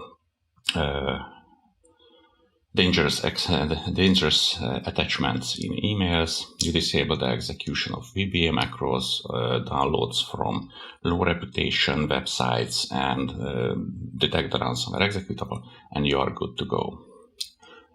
How much did it change nowadays with the targeted ransomware attacks? Nowadays, ransomware is not the attack itself. The attack is a longer process, and the ransomware is just a spectacular visual effect at the end of the attack chain, which convinces the user to pay the ransom. The attackers first gain access to the network of the target organization. They are doing it either by brute forcing passwords for internet-facing applications, most notably RDP, or they are using vulnerabilities in the internet-facing applications. That's how they get into the organization. After that, they start information gathering. First, they are running credential stealers and credential dumpers on the infected computers, collect as many passwords as possible. Then they run network mappers, network scanners, tools that collect the available computers on the local network. Combining the two, they are running network brute forcers, which try to access the available networks on the available computers on the network, using the password that was collected in the previous stages. Once it's done, the attackers gain access to as many computers as possible in the local network. In this process, they are also doing side business, data exfiltration. They are stealing sensitive documents and sensitive content from the organization. In case the organization is not willing to pay the ransom, they can still blackmail them by leaking out this sensitive information, giving them another chance for making money. And at the end of the preparation phase, they are disabling the security software that is running on the computers. They can do it either by using the services and tools for the security software itself, or they're using third-party removers, or they directly log into the management console and disable the protection. And only when it's done, they are deploying the ransomware executable and execute it in a single, quick and devastating blow. The initial phase may take hours or days, sometimes weeks or even months. And the ransomware deployment is instantaneous. Now you may get an idea why would it appear that the security solutions are inefficient in stopping these ransomware attacks. By the time the ransomware executable actually hits the computers, the security solutions are already disabled. And in the preparation phase, the attackers are only using third-party legit applications, which may not be detected by the security solution. So you can also get a hint how to protect yourself from these types of attacks. First of all, protect the integrity of your security solution, and also try to detect the activities in the preparation phase. If you are successful there, you can stop the attack before the actual damage is done. And that's a win. So that was the motivation for our research and for preparing this presentation for you, to give you the necessary information about the tools, techniques, and procedures of these attackers. Because, as this obligatory fake Sun Tzu quote says, you have to know your enemy, because when they are attacking you, they already know you. In other words, understanding the procedures of these ransomware groups will not give you an advantage. It just levels to ground and takes away the advantage that the attackers already have. So let's dive into it and start with the Networker toolset. They use a wide range of third-party applications and publicly available tools. We have published a detailed paper about it and tried to map these tools against the attack matrix. I strongly advise to read this paper, but just an extract of that. First of all, how this investigation started for us. We were investigating an incident. In this incident, a Windows utility, certutil.exe, was executed and used to download the Networker ransomware. Certutil is a popular tool among attackers. It's a Windows component which can be instructed to download remote content to the computer. And in this case, we could see that it was downloading l0.exe, and that executable created a README file and also executed vssadmin.exe to delete the shadow copies. These are typical ransomware activities. So at this point, we could be pretty much sure that it is a ransomware activity. Just out of curiosity, we opened the website that was where the ransomware executable was downloaded from, and much to my surprise, the website was open for browsing, and then a huge collection of programs, scripts, components were available from that website. As it turned out, this website was used by the attackers when they were performing their attacks on some organizations. They were using the repository from this site to download and execute the necessary components in the attack. So we started to investigate what's on the website and try to understand how these attackers worked. This toolset consisted several different applications, remote admin tools like AnyDesk or popular grey hat tools, Mimikatz, NLBrute, NetScan. It also contained a couple of removers for security solutions. Some of them were proprietary tools for the security solution itself, other were generic tools which removed several different security solutions. One of them, the Trend Micro Uninstall tool, was unpacked and stored on the website. Further than that, we found that custom builds of the ransomware executable and the installer were stored on this repository. In fact, for each target, they had a separate build, and they stored every build on this server. So we could pretty much follow who were targeting and who were attacking at any point of the time.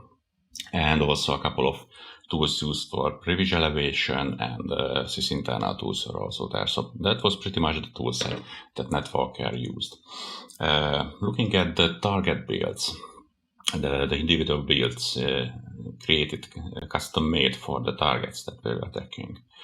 They always contained an executable loader for the Networker ransomware, a reflective loader PowerShell script, and an information file. For each target build, they also had a zip archive containing the same file. And this info.txt file contained the build name, which somehow referred to the target. It had a code name for the target, and in some cases it was easily guessable what was the target organization. In other cases, it was not that easy. The ransomware itself, it's pretty simple in scheme. The configuration data was stored in a resource within the binary in an encrypted format in a resource directory 1337. The resource itself was called 31337. It's a elite or even elite way of storing configuration data within the file. When decrypted, this configuration data contained a lot of information, for example, whitelist and blacklist of directories, extensions applications that the ransomware targeted or avoided. Most notable were among these settings a unique public key that was unique for each build and such for each target, a couple of onion web addresses that were used for the victims to communicate with the ransomware gang. These were the same for each of the builds, and the ransom note itself in a large base64 blob, which, if unpacked, was pretty much the same in every build. Examining our data, we could get a couple of hints how they gained initial access to the target organization's network. For example, we recovered the following process trace. The process traces are read from the bottom up. So what you can see here that this chain of events started by the execution of Atlassian Tomcat, a legit web component, and then a couple of PowerShell commands were executed, and finally the ransomware installer was downloaded from a remote site. So in this case, we are strongly suspecting that Atlassian Tomcat was exploited by a remote execution vulnerability. In other case, a very similar scheme was followed, except that the root cause in this case was an Oracle component, Oracle home component, but the end effect was the same execution of the ransomware loader PowerShell script. After that, they started information gathering on the network. In some of the custom built target directories, we found artifacts from the execution. For example, this r1.csv file contained information about the target network created by the NetScan application. It contained IP addresses and host names in the target networks. Once it was available for the attackers, they were running the NL brute executable, which was scanning the local network computers using the password and the username combinations that were provided, and tried to gain access to those computers. If successful, it logged the results, the IP address of the available target, username, and password. With that, the networker gang went on to the next step, disabling the solution. In one case, the target was using Microsoft security clients. So what they were doing, they were using the IP address list that was recovered in the previous stage, and then used the setup exe for the Microsoft security client with the /x/s command line switches, which instructed the client to quietly remove itself from the computer. And when it's done, using the same target list, they were executing remotely the ransomware loader PowerShell script using psexec utility from the Sysinternal tools, one of the very favorite tools for these attackers. In other case, Trend Micro security agent was installed on the target network. So they followed a pretty much a similar approach. In the first step, they installed the uninstaller for this security agent on the attacked computers. And once it's done, they distributed the ransomware executable there. And in the final stage, first gathering information about the local network and the available computers, they executed psexec and instructed it to push the networker ransomware loader executable, this run-dl1-exe, to the targeted computers on the network and execute it there. And this was the distribution of the ransomware in the target network. There was one interesting thing that we found on this website, and after a while, this bash2.tar.gz file appeared and a .bash directory appeared. Looking into it, we found a couple of executables. Turned out it was PowerRig, a crypto miner. And what is suspected happened was that the networker gang left open this server for browsing, and some of the cryptominer botnets found it and managed to infect it and install the cryptominer of the network ransomware gang computer server. After a while, these attackers became cautious, didn't keep open the server all the time, only for a short period of time when the actual attacks were performed. This will move us on to the second group, the Dharma ransomware group, and the tools they are using. We're also mapping it against the attack matrix. Our investigation started with an incident where PowerShell was executed from an obscure directory. This elevate.ps1 file was executed from a TS client shared network resource. And we found that several other files were accessible from that shared network resource. But what is the meaning of this TS client share? The Dharma ransomware gang, in the vast majority of the cases, infiltrates the target network using brute forcing the remote desktop RDP connection. And they are opening an RDP session to the target network. And when doing that, they have an option to map one of their local drives into the target network as a shared network. So what they were doing, they stored their toolset in their own local drive, and when logging in to the attack network, they mapped that drive in, and it appeared as a shared drive resource named TS client, and a large set of utilities was stored on that map network drive. These internals tools, password grabbers, credential dumpers, privilege elevation utilities, and a lot of scripts. Okay, but how do we know the content of this drive? It only appears for a short period of time when the attackers are connecting to the target network. At the end of the attack chain, they are executing the ransomware binary, which tries to encrypt all files on the local drives and also on the available shared networks or resources. And as such, they are attempting to encrypt everything on this mapped TS client drive, the attacker's own local drive. So even though it's not necessarily successful, from the file access logs, we could get a full directory listing of the toolset of the drive that stored the toolset of this Dharma ransomware gang. And in some cases, it was pretty obvious what would the content of the file be. For example, files containing CVE 2017-0213 should be some privilege elevation vulnerability files, or mimikatz.exe is likely mimikatz.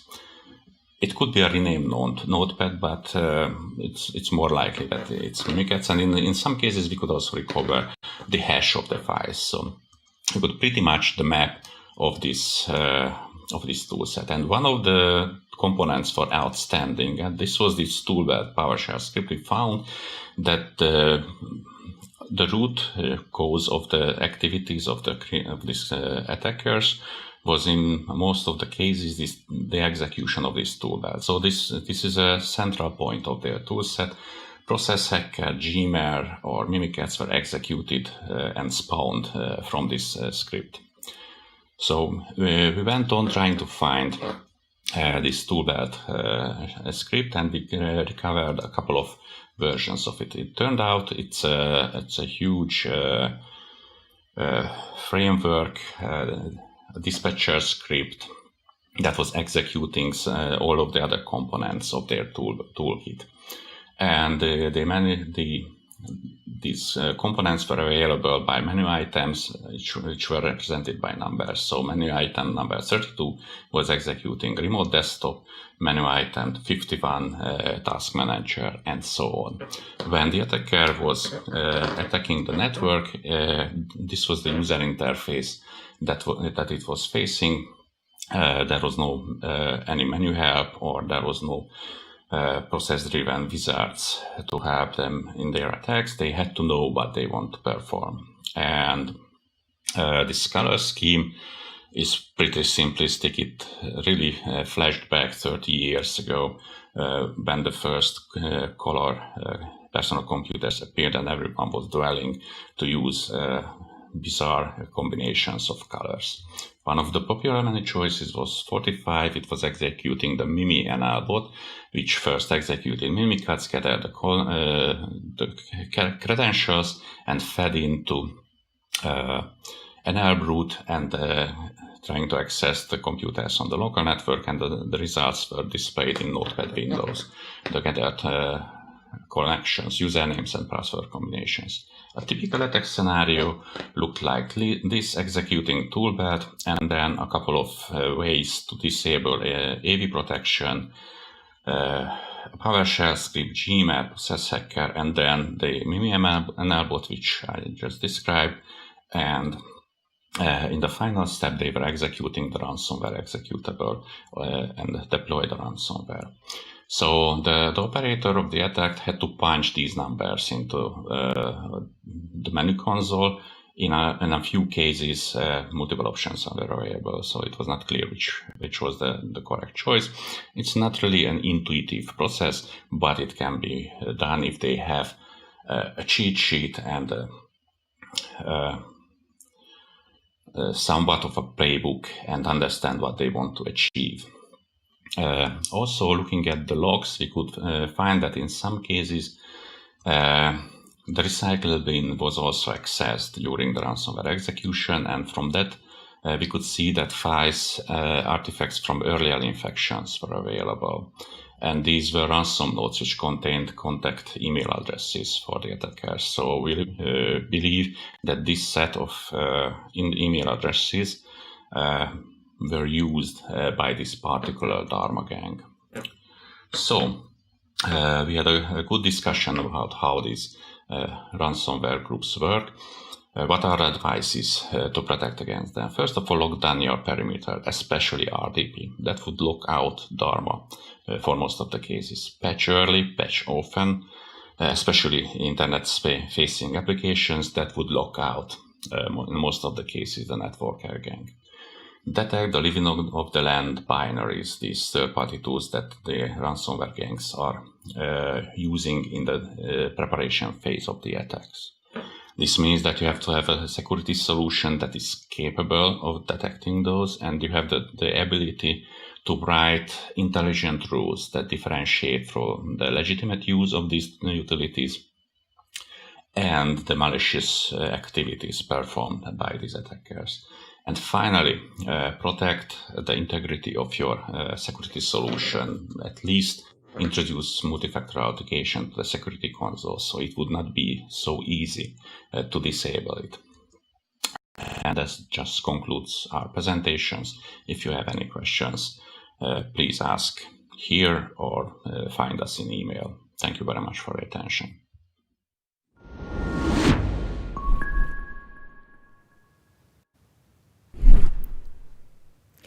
Gabor, thanks for the presentation and for joining us to do some live Q&A in the studio. How are you doing? I'm great, and let me tell you, this is a unique experience for me. First live conference and the online one, and I think it's the first time, not my first time presenting at VB, the first time that I have time for questions from the audience. But not long, so we won't get a chance to answer very much. So tempted as I am, I'm not going to even ask about the Donald Trump malware you alluded to. Instead, I'm going to ask some questions that have been asked by our delegates here. So Day Night on Discord says, thanks for the brilliant talk. And are any of the artifacts from their tooling in open source available for analysis? I think apart from the core ransomware elements, the PowerShell loader or the ransomware DLL itself, all of the other tools are available, and most of them can be found on repositories like GitHub. I could find them, so everyone can find it.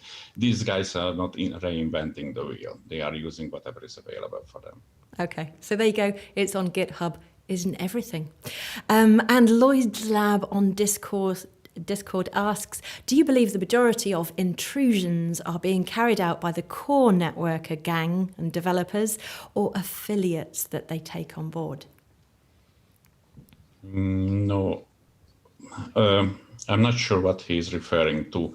If he is strictly referring to the networker gang actions, and the question is whether the intrusions are done by themselves, so they are using someone else's intrusions. I'm not sure I know the answer for that. If he is referring to the global ransomware landscape, it's definitely more segregated than that. Maybe you want to jump into the Q&A on Discord after this and I've been there all day, so that'd be fantastic. Can find me there. Yeah, just a quick question from me. Do you know figures on about what percentage of ransomware victims actually pay? And should they? I'd say, I don't know the exact percentage, but I'd say it's too much from my perspective. It's their life, their decisions, but this is what keeps the ransomware wheel going on, because more money gets invested and the ransomware gangs have more money and time and intention to develop their methods and keep going on. Until we break this vicious circle, it won't go away. And vicious it is, isn't it? Gabor, that's all we've got time for on the live Q&A. But yes, please do jump into Discord and carry on answering the questions there. I'm sure there'll be plenty more. Thanks for joining us. So that was Gabor, and now we have another presentation on how to catch a Banshee, how Kimsuky's tradecraft betrays its complementary campaigns and mission. And we have a new presenter to the VB Bulletin conference. It's Sveva Vittoria Schnarelli. Hi everyone, and thank you for having me on Virus Bulletin. My name is Sveva Vittoria Schnarelli, and I'm a threat intelligence analyst at PwC UK. And today I'm here to talk with you about the threat actor we call Black Banshee, which is also known as Kimsuky and Velvet Shalima. Now, I'm your presenter for the day, but I would like to extend a lot of credit to my colleague John Southworth for all the work that he's done on Kimsuky. You can find him and his brilliant Yara tools on Twitter at Bits of Binary. And another huge credit to the PwC UK Threat Intelligence lead, Jason Smart at PP Lasers. At PwC, I focus on advanced persistent threats based in the Asia-Pacific region. And one of the threat actors that I've been tracking for the past 2 years is Black Banshee. What you can see on screen is a timeline of some of the major campaigns that we've seen Black Banshee operate since the end of 2018 to now. I know, it's a summary, I promise. Black Banshee is very well known. Actually, it was talked about at Virus Bulletin in 2018 and 2019, but I'm gonna give you a short summary. It was active since at least 2012, if not earlier, but came to prominence in 2014 with the compromise of the Korea Hydronuclear Power Corporation. Since late 2015, when the South Korean government attributed the KHNP breach to North Korea-based operators, silence kind of fell on Kimsuky operations, except some spear phishing attempts, which were reported by South Korean media. Then, in late 2017, early 2018, Kimsuky came to the fore again with a rat called Gold Dragon or Ghost 419, which was involved in spear phishing attempts against the organization involved with the Pyeongchang Olympics. And since 2018, we've seen Black Banshee drastically ramp up its operational tempo and all the campaigns that Black Banshee is running at the same time. In 2018, for example, we saw the start of the Baby Shark campaign, as well as a credential phishing campaign through a malicious Chrome extension that was targeting US-based government departments and research institutions, a campaign that we called Winter Interests. Since then, campaigns have all but multiplied. We've had Wild Command malware, we've had Appleseed malware, we've had new PowerShell tools, including one which we call Flower Power. And this is what I hope this timeline shows. Black Banshee has ramped up its operational tempo. But what we can ask then is, we have all these tools, all this infrastructure, all these campaigns. How do these intersect with strategic objectives? And how do all these campaigns fit in together with one another, as well as how do these campaigns fit in? How does the intrusion set associated with Black Banshee fit in the context of other North Korea-based cyber threat actors' operations? So what I'm going to do in this presentation to answer these questions is first walk us through some of the malware that we've seen Black Banshee use recently and its unique characteristics that allow us to track the command and control infrastructure associated with these malware families. Then we're going to look at how to pivot from some infrastructure identified to further Banshee command and control infrastructure. And then from there, we're going to be talking about how to cluster Black Banshee's campaigns to understand how to find them, how to intersect them, and where they fit in a neat timeline. It's a very ambitious agenda, so I hope you're ready, and let's get started with malware. And let's get started specifically with Baby Shark, which I'm sure many of you will be familiar with. Alex Hinchcliffe from Palo Alto gave a very good presentation on this. EST Security did also a lot of very good work on the activity they call Operation Smokescreen, which we assess to be a continuation of the Baby Shark campaign. Baby Shark is a VB script sequential kind of malware. It's a persistent downloader that exists to download further scripts as well as payloads. And it has a very specific encoding routine, which has remained kind of the same since 2018, actually. Sometimes it has a different key. In recent samples, it has changed a bit, but that's not consistent. So actually keeping an eye on variations of this decoding routine is a good way to track Baby Shark. But my favorite way of tracking Baby Shark, even when it's hiding underwater, is the URL structure that it used to beacon to the C2. What you can see on screen here is a series of URLs associated with a WordPress site, where we saw Black Banshee trial server-side scripts and payloads over the course of an entire year, over a year actually. And we can see that there are HTA files, and these are the VB script files that are encoded and which fetch payloads. And then we have, for example, cow.php.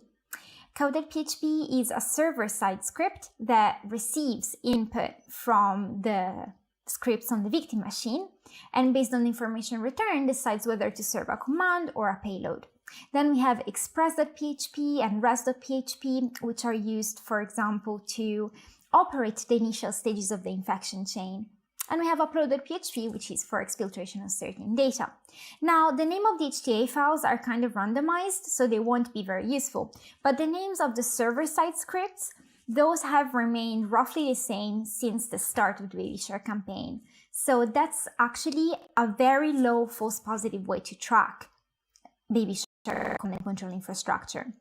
For example, if we look at any URL that has express.php op equals, we can find a whole lot of infrastructure associated with Baby Shark malware. And this is very useful because Baby Shark tends to use compromised infrastructure for C2. So if you were trying to find a whois-based method to track these domains, that won't quite work. But this does, and it has very low false positive rates. So that's an initial win. Let's go on to another tool, which is Appleseed. Appleseed is a backdoor that has been used since at least October 2019, and which was actually disclosed here at Varys Bulletin last year. Appleseed can masquerade as an auto-update binary, which is the reason why it's also known as auto-update.dll.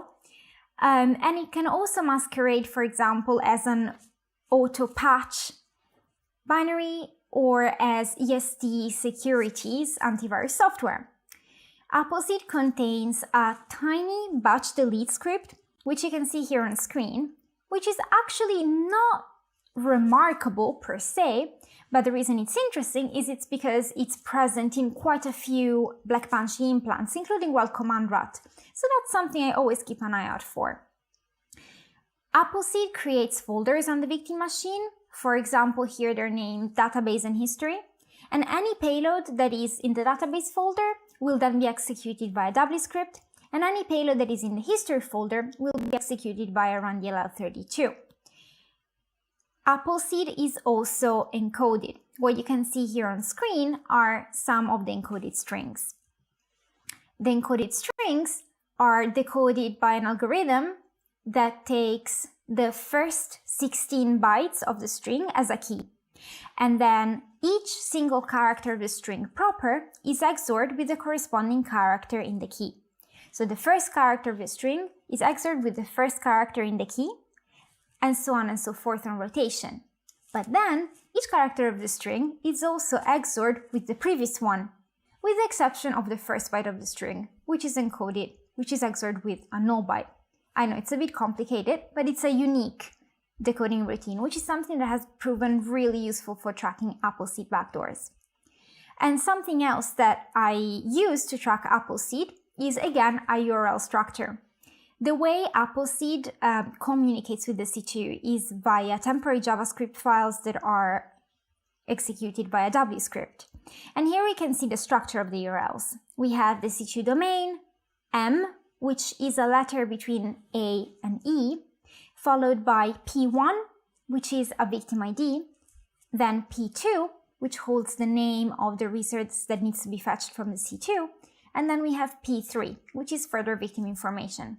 So if we look for some of these chunks, for example, M equals A and P1, we can find a lot of infrastructure associated with Appleseed malware. This is useful because while Appleseed tends to use Banshee registered domains for C2, it has also used compromised infrastructure on occasion, for example in May 2020 with the Washington University servers.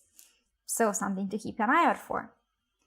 And the last tool that I want to touch on is FlowerPower.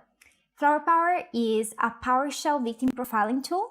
It's fairly simple, it's unobfuscated, it contains execution log strings in plain text, and it's been used since at least December 2019, probably earlier. The reason why it's called FlowerPower is because it requests from a server-side folder some files called, for example, flower01.ps1, and the server-side folder is called flower01. Or, for example, the folder will be called mybobo, and the script that is being fetched will be called mybobo.ps1. So there is this correspondence. And this is actually something else that we can use to track FlowerPower, which is a downloader for further payloads. If we keep track of these creative names like Flower or mybobo or, Venus, actually, these tend to repeat across intrusions. So we've observed the server-side folder flower01 in quite a few different controllers associated with Banshee. So I know it's not the easiest, but these names are actually really useful. Another network-related detail that is really useful to track Banshee are WebKit form boundaries, which are very characteristic. Each malware family used by Banshee will have at least one WebKit form boundary that is repeated in samples across quite a prolonged period of time. And this is the case, for example, for Wild Command Rat. But another reason why WebKit form boundaries are useful is because they can help us cluster different malware families and different campaigns which are going on at the same time. So for example, here on screen, you can see that some samples of Goldragon Rat from May 2019 had a certain WebKit form boundary, which was then also found in samples of Goldragon from February 2020, so quite a few months later, and in some samples of FlowerPower from March 2020. And these were connected also by infrastructure overlaps. But if we hadn't seen those infrastructure overlaps yet, already the web form boundary could have helped us track these two different malware families at the same time. Now, this overlap in infrastructure is actually not something unique to this case. It's something that happens a lot with Banshee and can actually really help us get a sense of what campaigns are going on at the same time.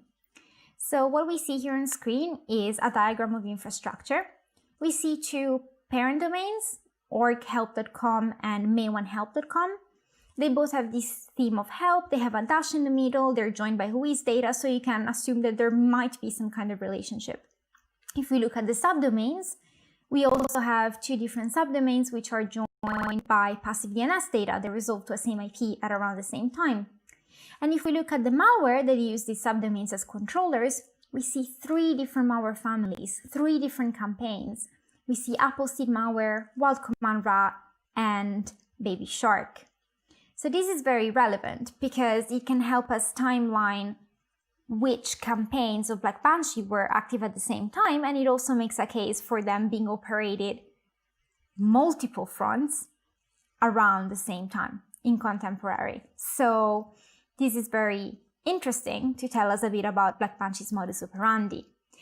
The detail about Baby Shark is also interesting because this was one case of an OPSEC slip in a way, because Baby Shark tends to only have controllers on compromised infra, while here it was using a Banshee registered domain.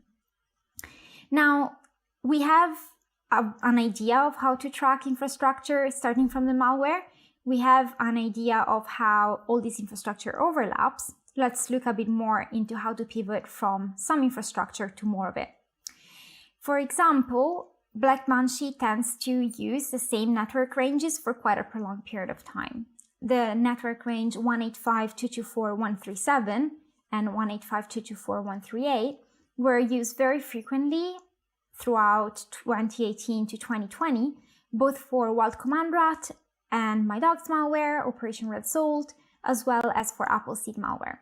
And then we see, for example, let's take 45.13.135.103, the one on screen.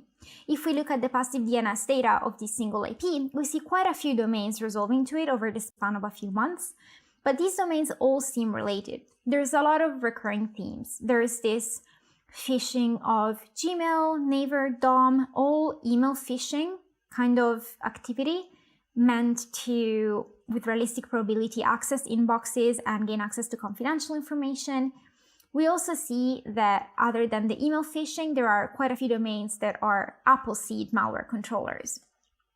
And among all these more generic themes like Gmail and Naver, we also see more specific targeting. We see snu.ackr.se.s, for example. If we take ACKR to refer to the higher education sector, academia in Korea, then we can maybe infer that SNU stands for Seoul National University.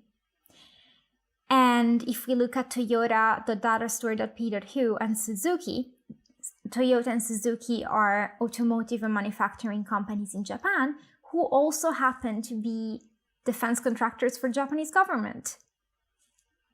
So, of course, one would need further data sets in order to corroborate this hypothesis, but one can note down the hypothesis that these would be potentially interesting targets for North Korea-based Black Banshee. We've talked a lot about these kind of like recurring themes and infrastructure overlaps, so let's dive a little bit more into how Banshee's naming convention for domains works. We have here quite a few parent domains which are shared. For example, p.hu, whole.es, easy.s. Those have been very much used all throughout Operation Kabar Cobra, Kitty Phishing, Operation Wild Command, which are a cluster. Then they've also been used for Appleseed malware. But then we see the domain.work. Now, the top level domain.work was correlated to Black Banshee activity by the French Agency of Security. So basically, in their report in 2019, they described a very huge phishing campaign that they associated with Black Banshee.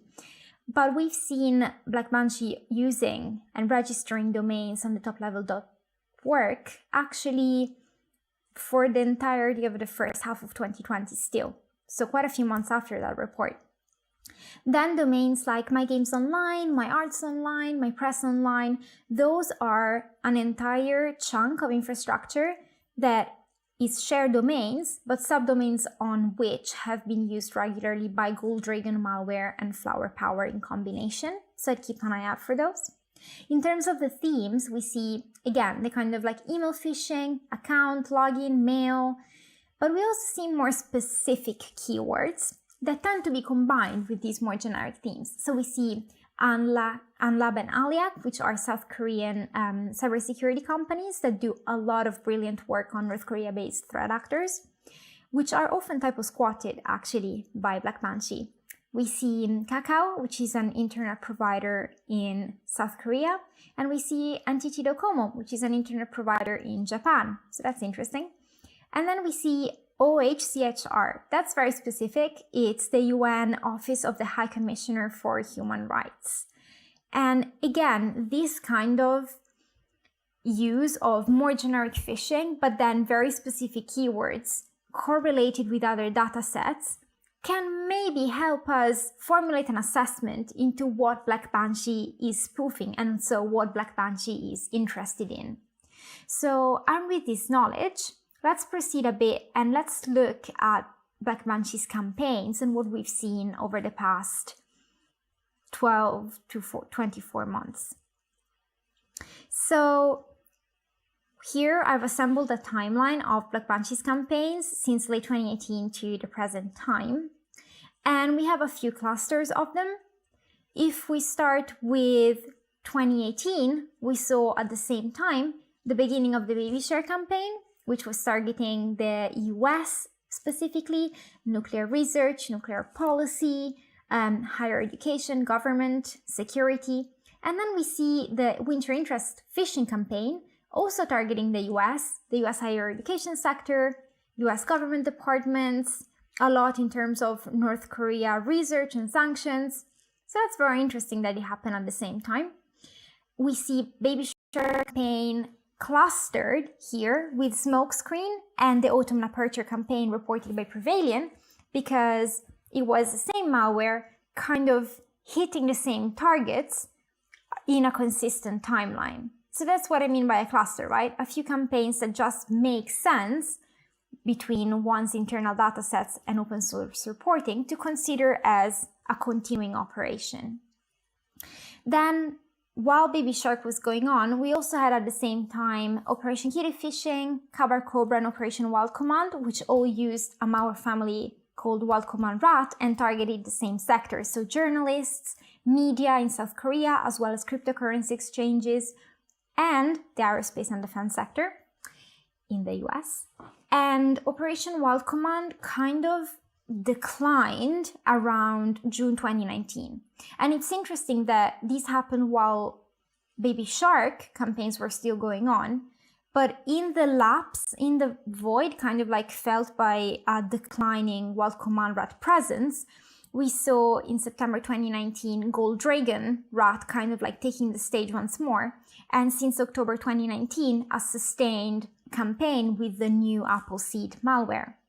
So at the same time that we were seeing Appleseed malware targeting South Korea and Japan, we were also seeing a very intense phishing campaign targeting Japanese and South Korean internet providers. So that's a very specific correspondence here. And when we saw Wild Command reappear, we saw a bit less Gold Dragon. And then since around March 2020 onwards, Gold Dragon in combination with Flower Power has pretty much taken center stage, accompanied by some Baby Shark. What I hope that this timeline shows is our assessment that Black Banshee's campaigns are complementary. When we see a bit of a decline in the use of an implant, generally it's because there is another one that is being used more, not because there's fewer Black Banshee operations going on. The threat actor has multiple campaigns going on at any given time and just juggles around these different campaigns as well as different implants. If we look at this on a global scale, we can see the geographic spread of the campaigns and we can see a few of the targeted sectors. We've already mentioned academia being a big one in the US, South Korea. We've seen governments all over the world being targeted by these phishing campaigns. We've seen France as well as China and Peru, South Africa, and supranational bodies, actually. For example, the United Nations and the Office of the High Commissioner for Human Rights. And this makes us ponder on the strategic aspects behind Black Banshee's campaigns. For example, the targeting of someone involved with human rights work and human rights research and sanctions might have been motivated by North Korea's interest in understanding whether new sanctions were going to be approved against it for human rights abuses. And then there's actually one interesting aspect here, which is that the focus on Japan is pretty new for Black Banshee. And this brings us into our last kind of discussion, which is how does Black Banshee's activity fit in with that of other North Korea-based threat actors? Now, this is a topic that would warrant an entire discussion just in and of itself, but I'm gonna do my best to give kind of like a summary. So, all three North Korea-based threat actors, from the limits of our own visibility and collection, go after South Korea and the US, crucially, and the aerospace and defense sector. But then, for example, we see that each of the three North Korea-based threat actors that we track has some kind of regional focus. So Black Banshee has focused a lot on Japan over the course of 2020 so far, while we've seen Black Shoggoth, who, just like Black Banshee, targets journalists and media, focusing more on North Korean refugees, dissidents, and just that kind of like area of NGOs working with refugees. And it's focused as well on Southeast Asia and Russia. While, for example, Black Artemis, which is also known as Lazarus and Hidden Cobra, has been going after India very much in 2019. We've seen all the reports with KKNPP and the International Space Research Organization. So there are some common themes and some continuity of interest, right? Black Banshee has targeted nuclear research and nuclear policy, and then we see Black Artemis targeting nuclear power for espionage purposes. We'll see all these threat actors targeting defense, but Black Banshee has been targeting specifically Japan, which is interesting at a moment where there's been a lot of back and forth in terms of the potential deployment in Japan of terminal high altitude air defense systems.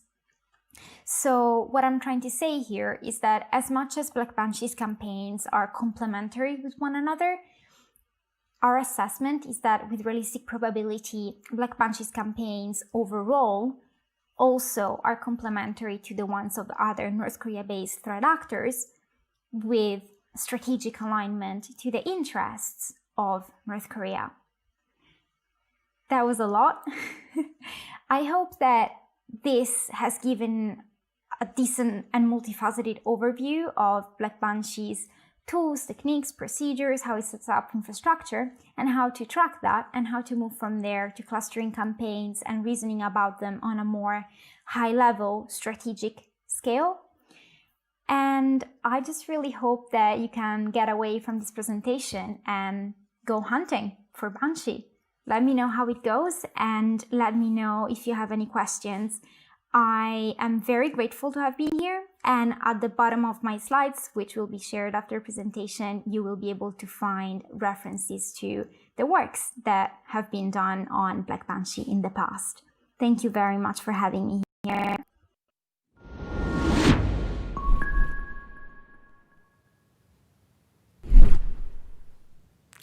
Thank you, Sveva, for that presentation, and thanks for joining us for some live Q&A. How are you doing today? I'm super excited. First virus bulletin ever for me, so just through the roof, to be honest.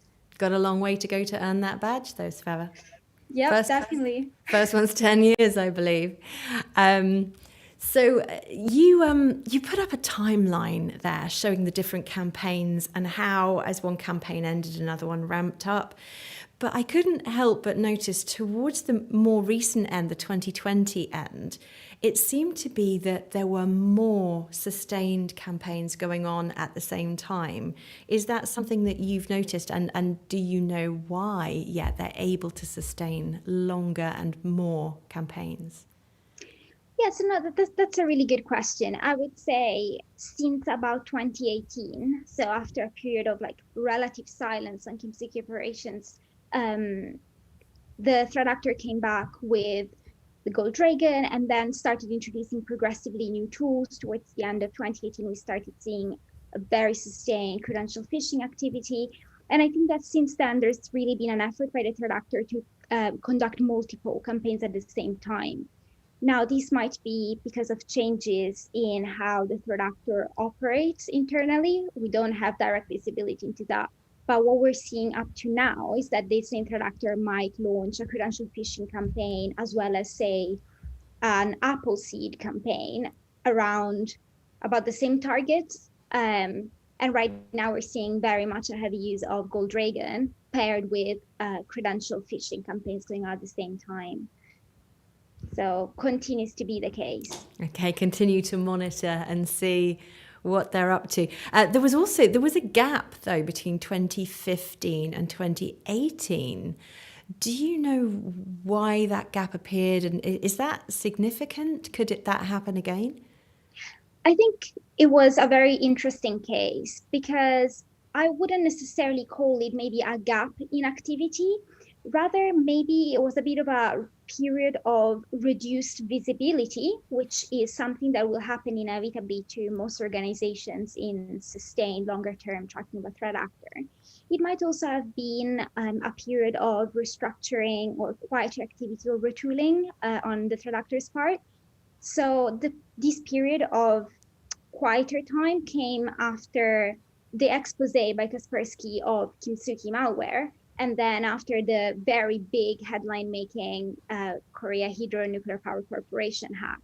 So after all of that noise around its operations, the threat actor might have needed to retool or change up some of its operations. But while lying low, I guess you get the feeling that they're thinking up the next campaign, and if they're lying low, you maybe don't know what to expect next because it could be slightly different. For sure. So in 2018, we saw the entrance of Gold Dragon malware, right, which had not been seen previously, as far as I recall. And in the meantime, the threat actor still conducted spear phishing campaigns, although maybe in lower volume. So there was still some activity going on, but then there was this big bang and targeting the Olympics using Gold Dragon malware. So there definitely is the sense that when Kimsuky goes quiet, something will happen as soon as it reappears. Well, thank you very much for joining us for the live Q&A. We're out of time, but if you want to jump into the chat on Discord and the Q&A on Discord, there's stuff there. There's also lots of baby sharks and comments about the campaigns. So thanks very much indeed for joining us, Sveva. Thank you for having me, and I'm sure all the other presentations will be amazing. Thank you. Take care. And now we have Paul Rascanieres and Vitor Ventura with another presentation called Attribution. Oh, we have a break. Indeed, we do have a break. So in the break, I wanted to remind you to go and visit our partner booths, because we have people in the partner booths who are waiting to chat to you. We've got Jeanette at CTA, and we've got Andre at Bitdefender. So if you haven't popped over there, do go and have a look over in the partner booths. We've also got some comments on the lack of a bell after the break. So I'm going to see what I can do about that. Chester says that it's not the same without someone running around ringing a bell at the end of a break. I don't know about the running around bit. That's going to be difficult virtually. Jonas wants something like a bell as well. So I'll see what I can do, Jonas and Chester. And also we've got a comment. So InfoSec legends Mikko Hipponen and Liam McCurtku are having a chat on general chat. Show me another Discord server where that happens. I might have to go and check that out myself. So there's plenty happening in Discord. If you haven't jumped into the chat yet, please do. And join us for some more presentations at 1900 UTC. In the meantime, you can go and check out the partner booths, the on-demands, and the tips presentations as well. And I will see you back here, 1900.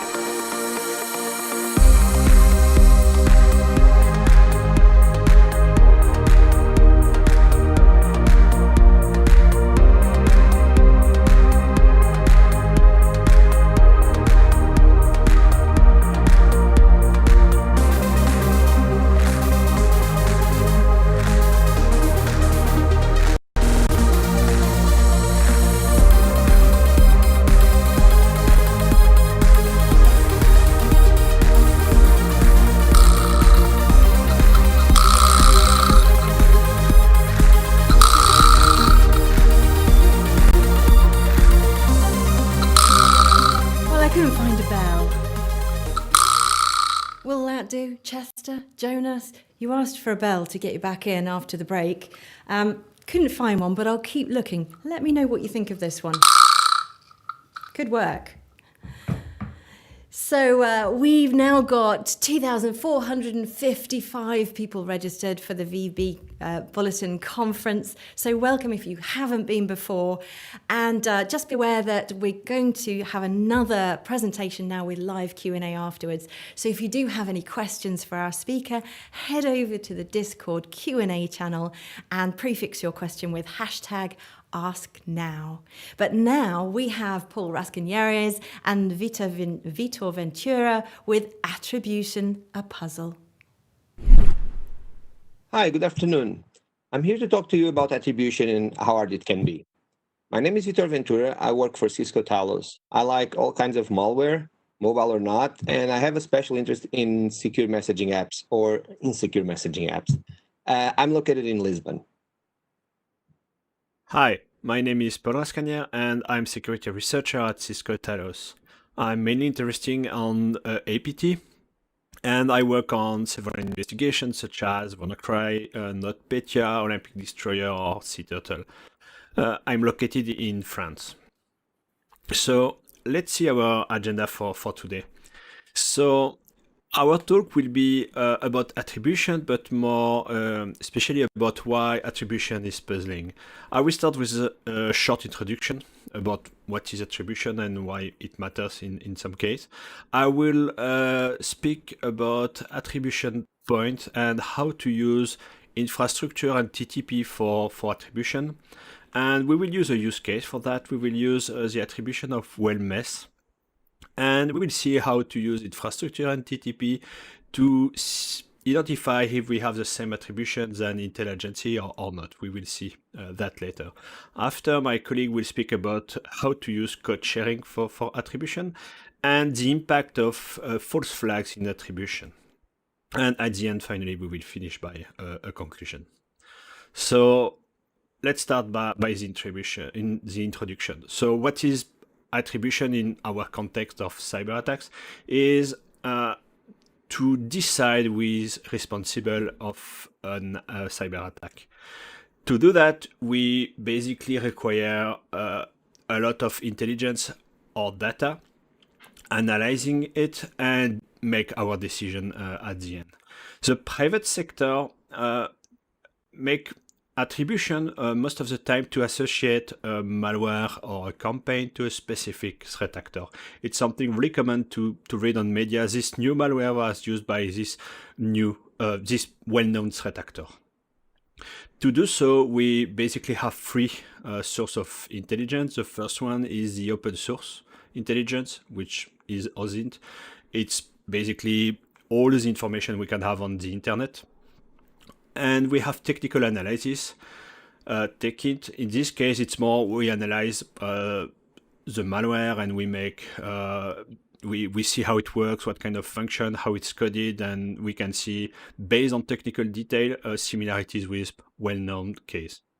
And finally, most of the company have proprietary data based on their business, and they can use this data to help for attributing campaign or malware to a specific threat actor. In the opposite, if we take public sector, almost all the countries in the world have Intel agency, and they have their own source. And historically, and due to their business, they have more source than private sector. They can use a couple of different sources. They have specific resource for that. They have historically access to a couple of stuff. They don't have the same law than private sector. So basically they have more information and additional source than private sector. For this presentation, we decided to take well-known attribution. So for example, I will speak later about well-mess and see based on our data, based on OSINT, based on technical analysis, we would like to see if it's possible to validate and or make the same attributions than public sector. you must not forget that in public sector they don't give everything. They don't explain how they get all the detail, how they make all the link, and because they have their own internal source and they don't want to share it publicly, obviously. So we will see how, based on our data, we are able to do the same attribution or not in some case. So let's speak about infrastructure and TTP. For this case, I will use well-mess attribution performed by the UK National Cybersecurity Centre. So this is a screenshot of the paper published by the UK intelligences. And they didn't publish that alone. This document is endorsed by the Canadian Communication Security Establishment, the US National Security Agency, and the US Department of Homeland Security, Cybersecurity, and Infrastructure Security Agency. So it's not a single decision. In this case, we have 4 agencies based on 3 different countries that endorse this attribution by the UK agencies. So they basically said APT28 is behind a couple of campaigns against COVID vaccine development center. And during this campaign, the well-mess malware was used. What is a well-mess malware? It was first released by the Japanese National CERT in 2018 in a conference in France.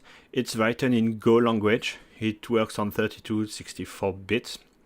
It supports Linux and Windows binary. That's the advantage of Go. It's multi-architecture, so you developed one application and it can work everywhere. So it's a common remote administration tool that allows the attackers to execute code on the machine and to exfiltrate data. The communication channel can be DNS, HTTP, or HTTPS. It supports the 3 protocols. So nothing very special concerning the malware, but let's speak a little bit about the infrastructure. And to understand our point, I want to do a small reminder about pivoting on infrastructure.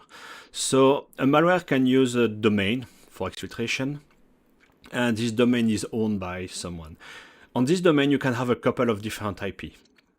So using domain to link a campaign together or to link 2 campaigns to a specific threat actor can be relevant.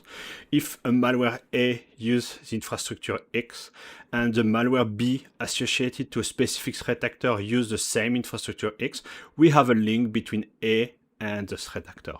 It's basically how it works. But we need to be careful about IP because a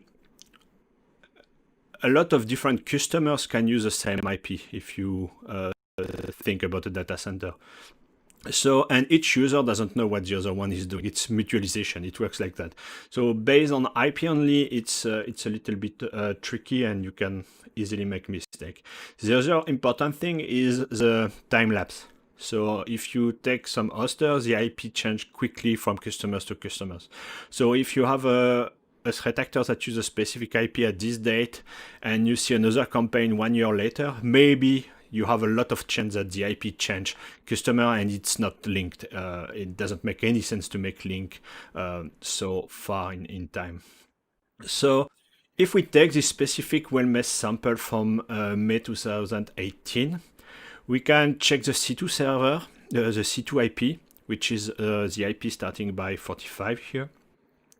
And if we look at passive DNS, we can see that a little bit during this time, this IP had a domain name onedrive-gp.com.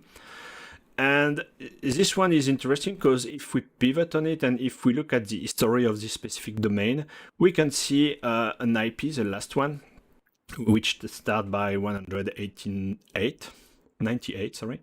And this IP, if we look at the history also during the same time, of course, we can see that one specific domain pointed to this IP, my-iri.org.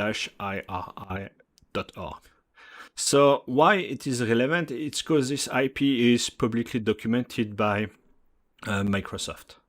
So here is a short summary about the time and the domain used, etc., etc. So you can see it fit perfectly from the time.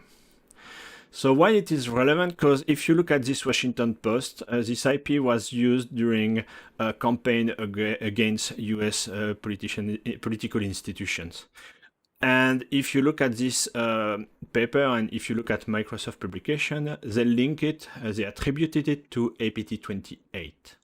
So if you think it's not the same threat actor than the UK intelligence attribution, but the two threat actors are alleged to be from the same country. We will see later what does it mean.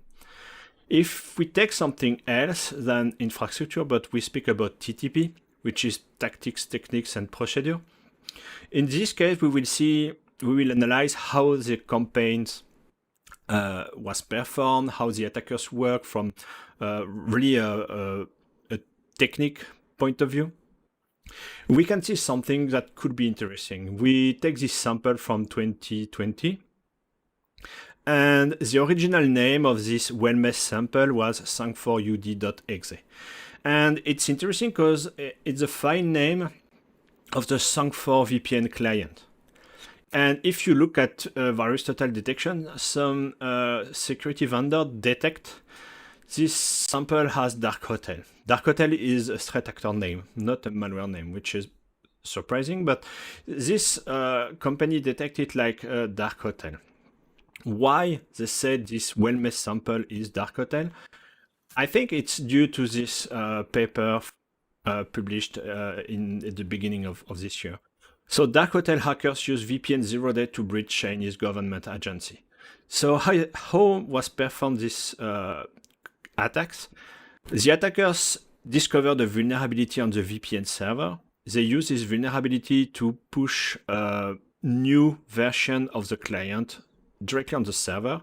And when the client connected to the VPN, they automatically downloaded the trojanized version of the client, update the client, and all the clients were compromised automatically due to the auto update. And if you look at the file name, if you look at the time, etc., it could match the well-mesh sample. The well-mesh sample has a good file name. It was during this period. And I think security vendor decided to name the malware as Dark Hotel due to all this thing. So let's analyze what I just mentioned before. First thing, we cannot confirm or refute conclusion for the NCSC, of course. We only use public information and technical analysis, and they obviously have more source than we have. So they didn't communicate everything because historically it's like that. Intelligence doesn't explain how they get information because they want to use it later. They doesn't want to give too much input to the adversary, and that's like that. Based on our own analysis, we could have a potential link with APT28 based on the infrastructure, but we could have a potential link with Dark Hotel based on the TTP, which is two different threat actors alleged to be from two different countries. So it kind of raises a couple of questions. The first one is maybe the sang4 VPN hack was misattributed. Maybe it was APT29 or 28 rather than Dark Hotel.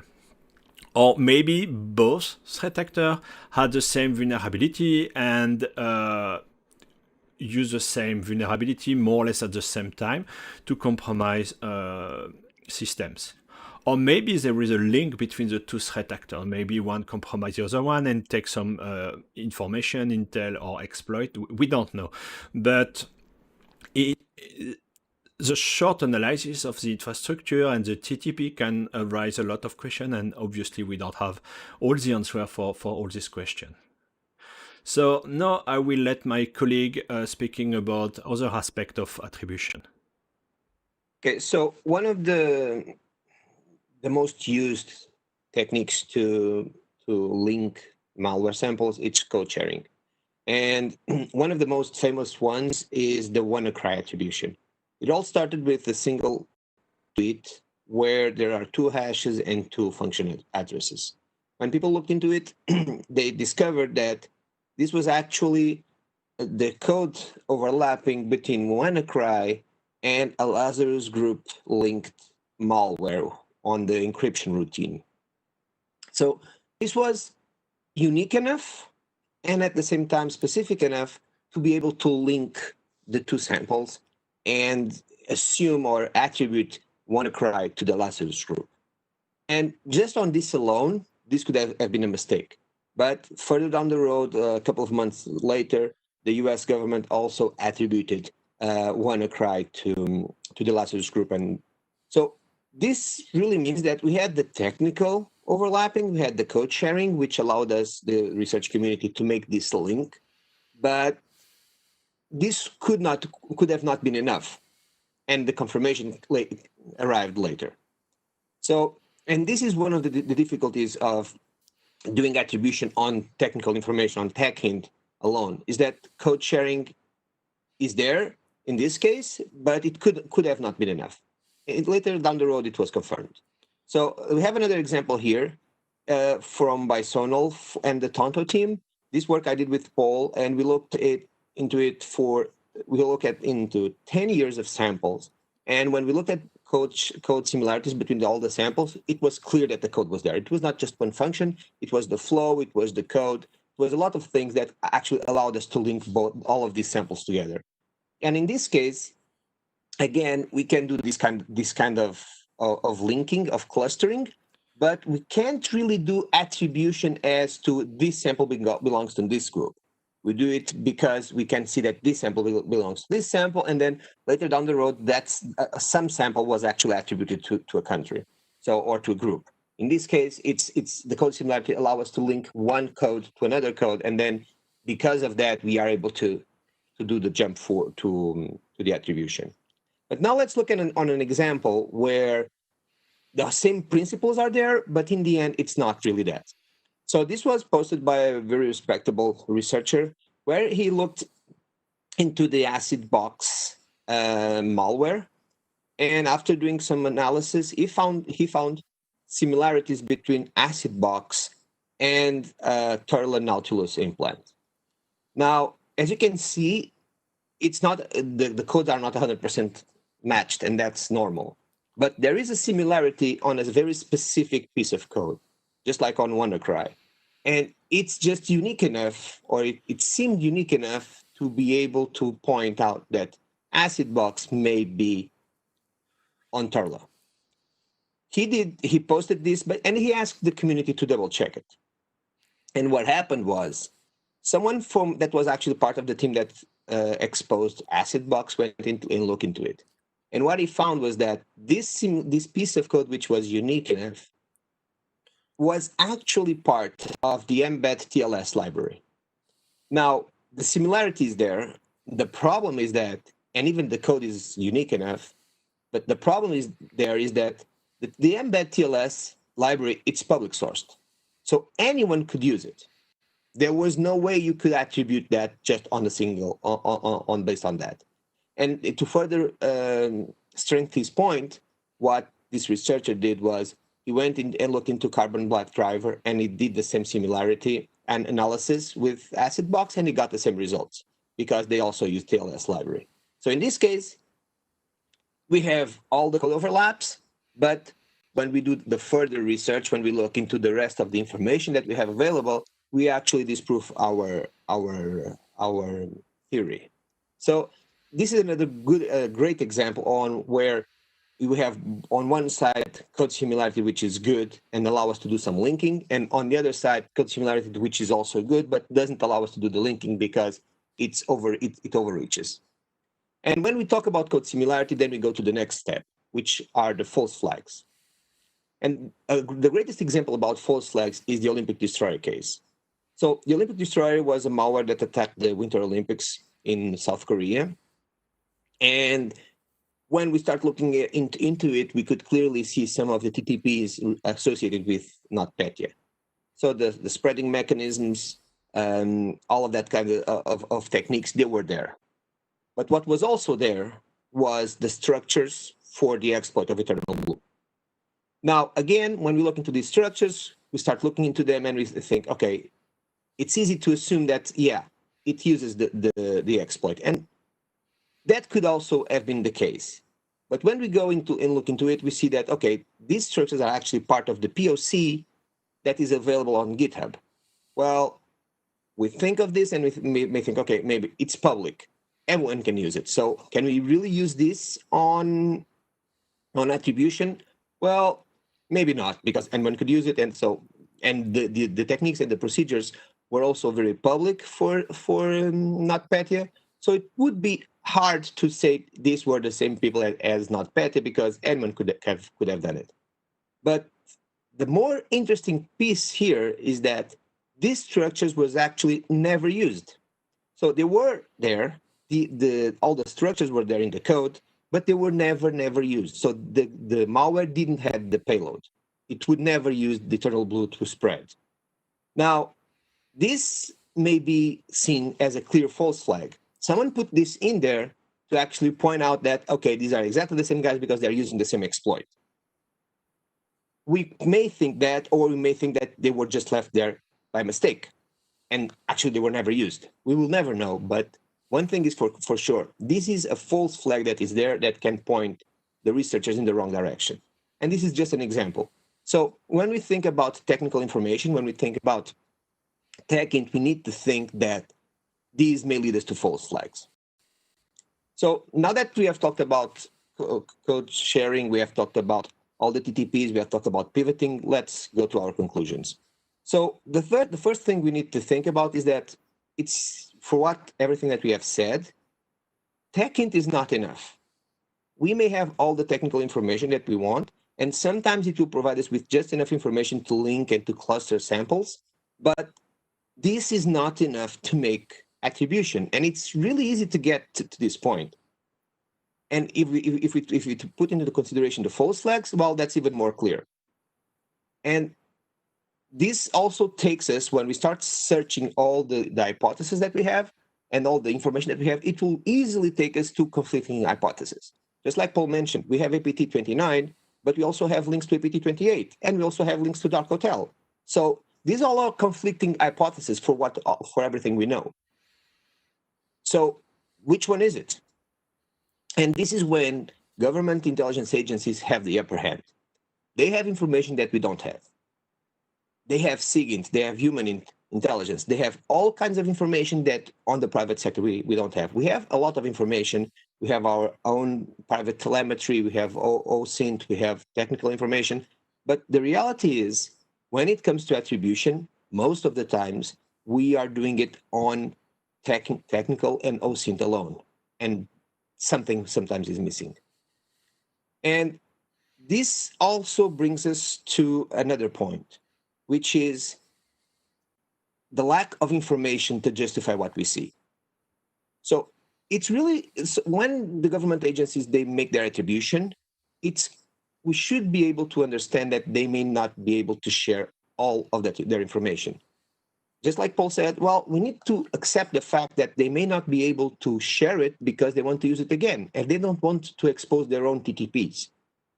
But for us, researchers, that makes us extremely uncomfortable because we like verifiable things, and we cannot verify it because we just don't have the information.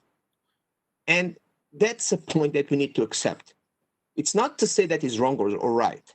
It's to say that it's just unverifiable information that we may never be able to verify because we just don't have that kind of information. And we should take it as it is, unverifiable. It's not right. It's not for us to talk about if it's right or wrong. And now I would just like to give you one last point. Attribution, and I think this sentence really summarizes really well the attribution problem. It's just not about collecting and matching information.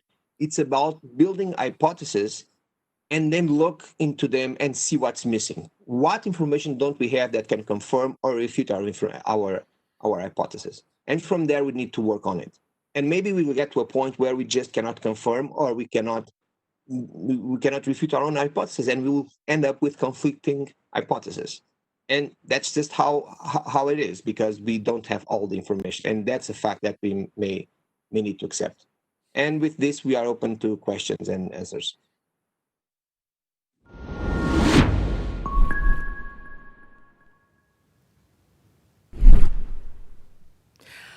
Paul and Vitor, thank you for the presentation, and also thanks for joining us in the studio for some live Q&A. So Vitor, you were saying there about how difficult attribution is. Do you think intelligence agencies should clearly explain how they attributed a cyber attack to a specific threat actor? Because it is an exposing thing to do, isn't it, to explain how you got there? Should we just trust them? Well, thank you for having us here, first of all. As we said on the presentation, it's a mixed feeling. As a researcher, I would like them to do it so that we could double check and verify the information. But at the same time, we need to understand that by doing so, they might be exposing their own TTPs. So we must at certain point accept that they cannot share that kind of information. Not that we should accept all that they say as set in stone, but we need to accept that they might not be able to share that information. It seems difficult to actually see a way forward in this case, because what else can they do but either decide to share information or not share information, and it's tricky information to share. Can you see that there could be any movement, any change in this, of some way that it would make it believable but without showing the information, which sounds a mad thing to ask, really? Well, at the end of the day, they are the only ones that can really say what kind of information they can share. And the one that they cannot share, we will never know. So I don't really see a way of changing that. We could go round in circles for quite some time here, couldn't we, really? The code sharing aspect is not easy. It's not easy to verify what code has been shared, how much has been shared, if it's existed somewhere before. Is there anything that you can see coming up in the future that will clarify who was the first user of that code and who's actually put that code out there, for example? Well, that's incredibly hard, because it's not just about the code.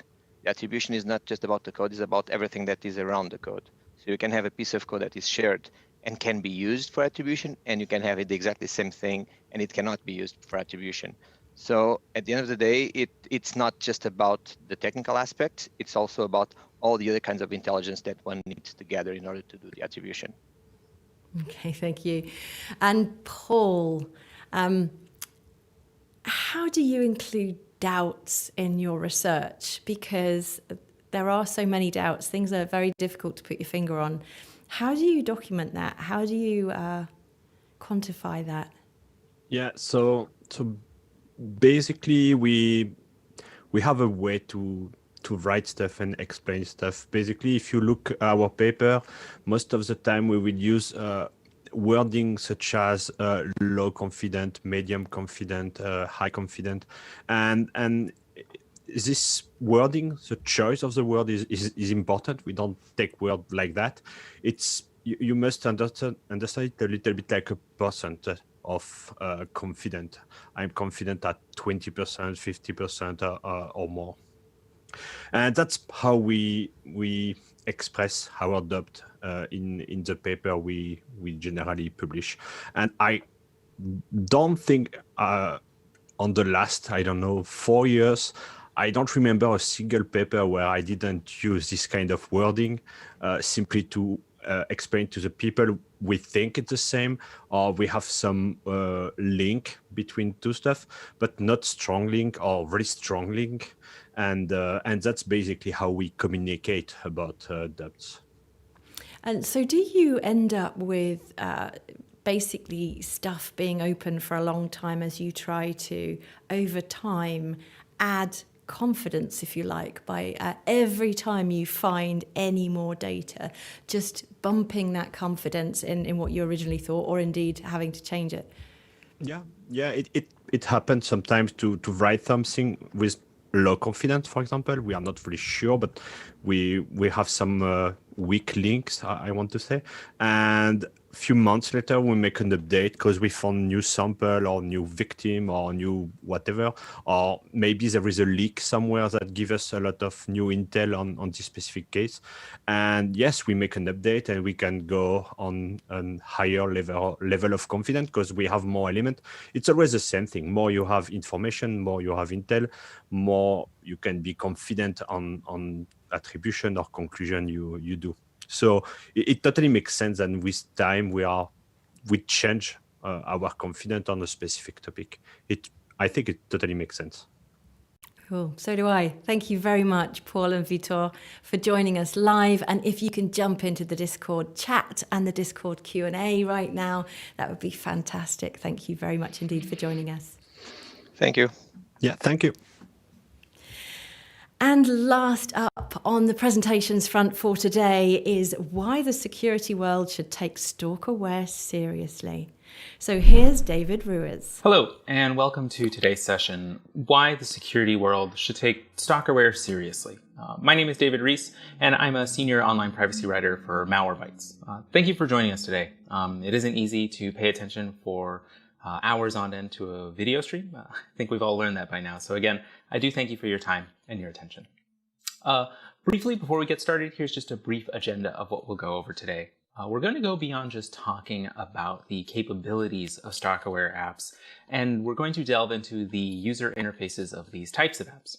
Afterwards, we're going to provide results from a limited experiment that we ran with a stalkerware type application, and then we're going to explore why, even though we used an anti-malware scanner to close out that experiment, that any anti-malware scanner is not a comprehensive solution to a much larger and nuanced problem, which is tech-enabled abuse and its intersection with domestic abuse and violence.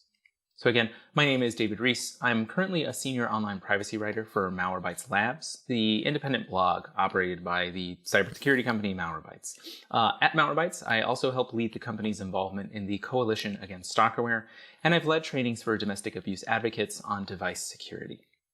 So because our presentation is going to cover a lot of information today, I wanted to give a brief, broad explanation of what we're doing and why. The basic thrust here is that stalkerware type applications can both be easy to use and extremely powerful. Now, why explore that, right? Because for many folks, including myself just a couple of years ago, that wasn't obvious.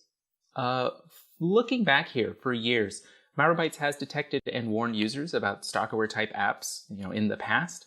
But in my research into these types of apps, which included talking to domestic violence advocates, talking to cybersecurity researchers, talking to law enforcement, I picked up some interesting assumptions that I had seen. One is that these types of apps were hard to use or install or even find online. Two was that this was a digital problem, and therefore it only needed a digital solution.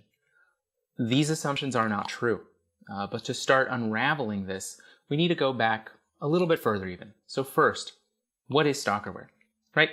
The term stalkerware commonly refers to the types of apps that can reveal text messages, emails, call logs, web browsing history, sensitive photos and videos, GPS location, all without consent.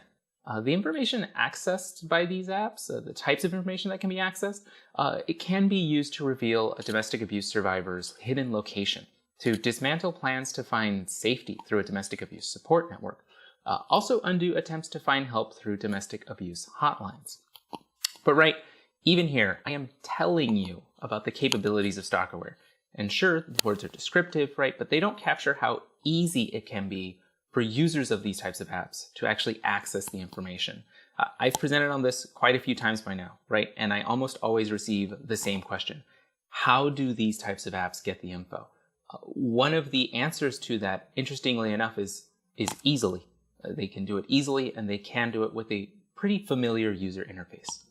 So, what does stalkerware look like?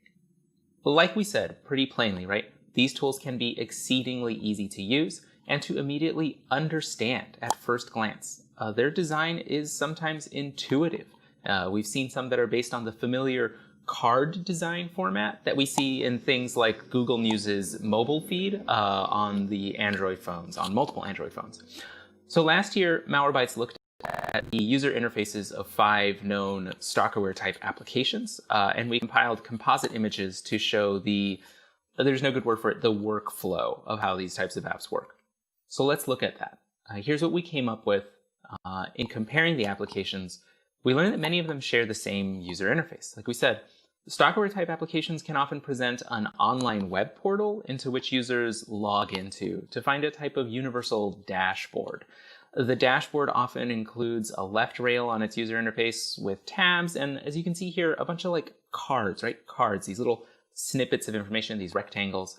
And when users click on them, they can be led into more detailed information of things like call logs, call recordings, contacts, SMS messages, text messages, current location, location history, browser history, photos, videos, calendars, app usage, and sometimes even keylogger data.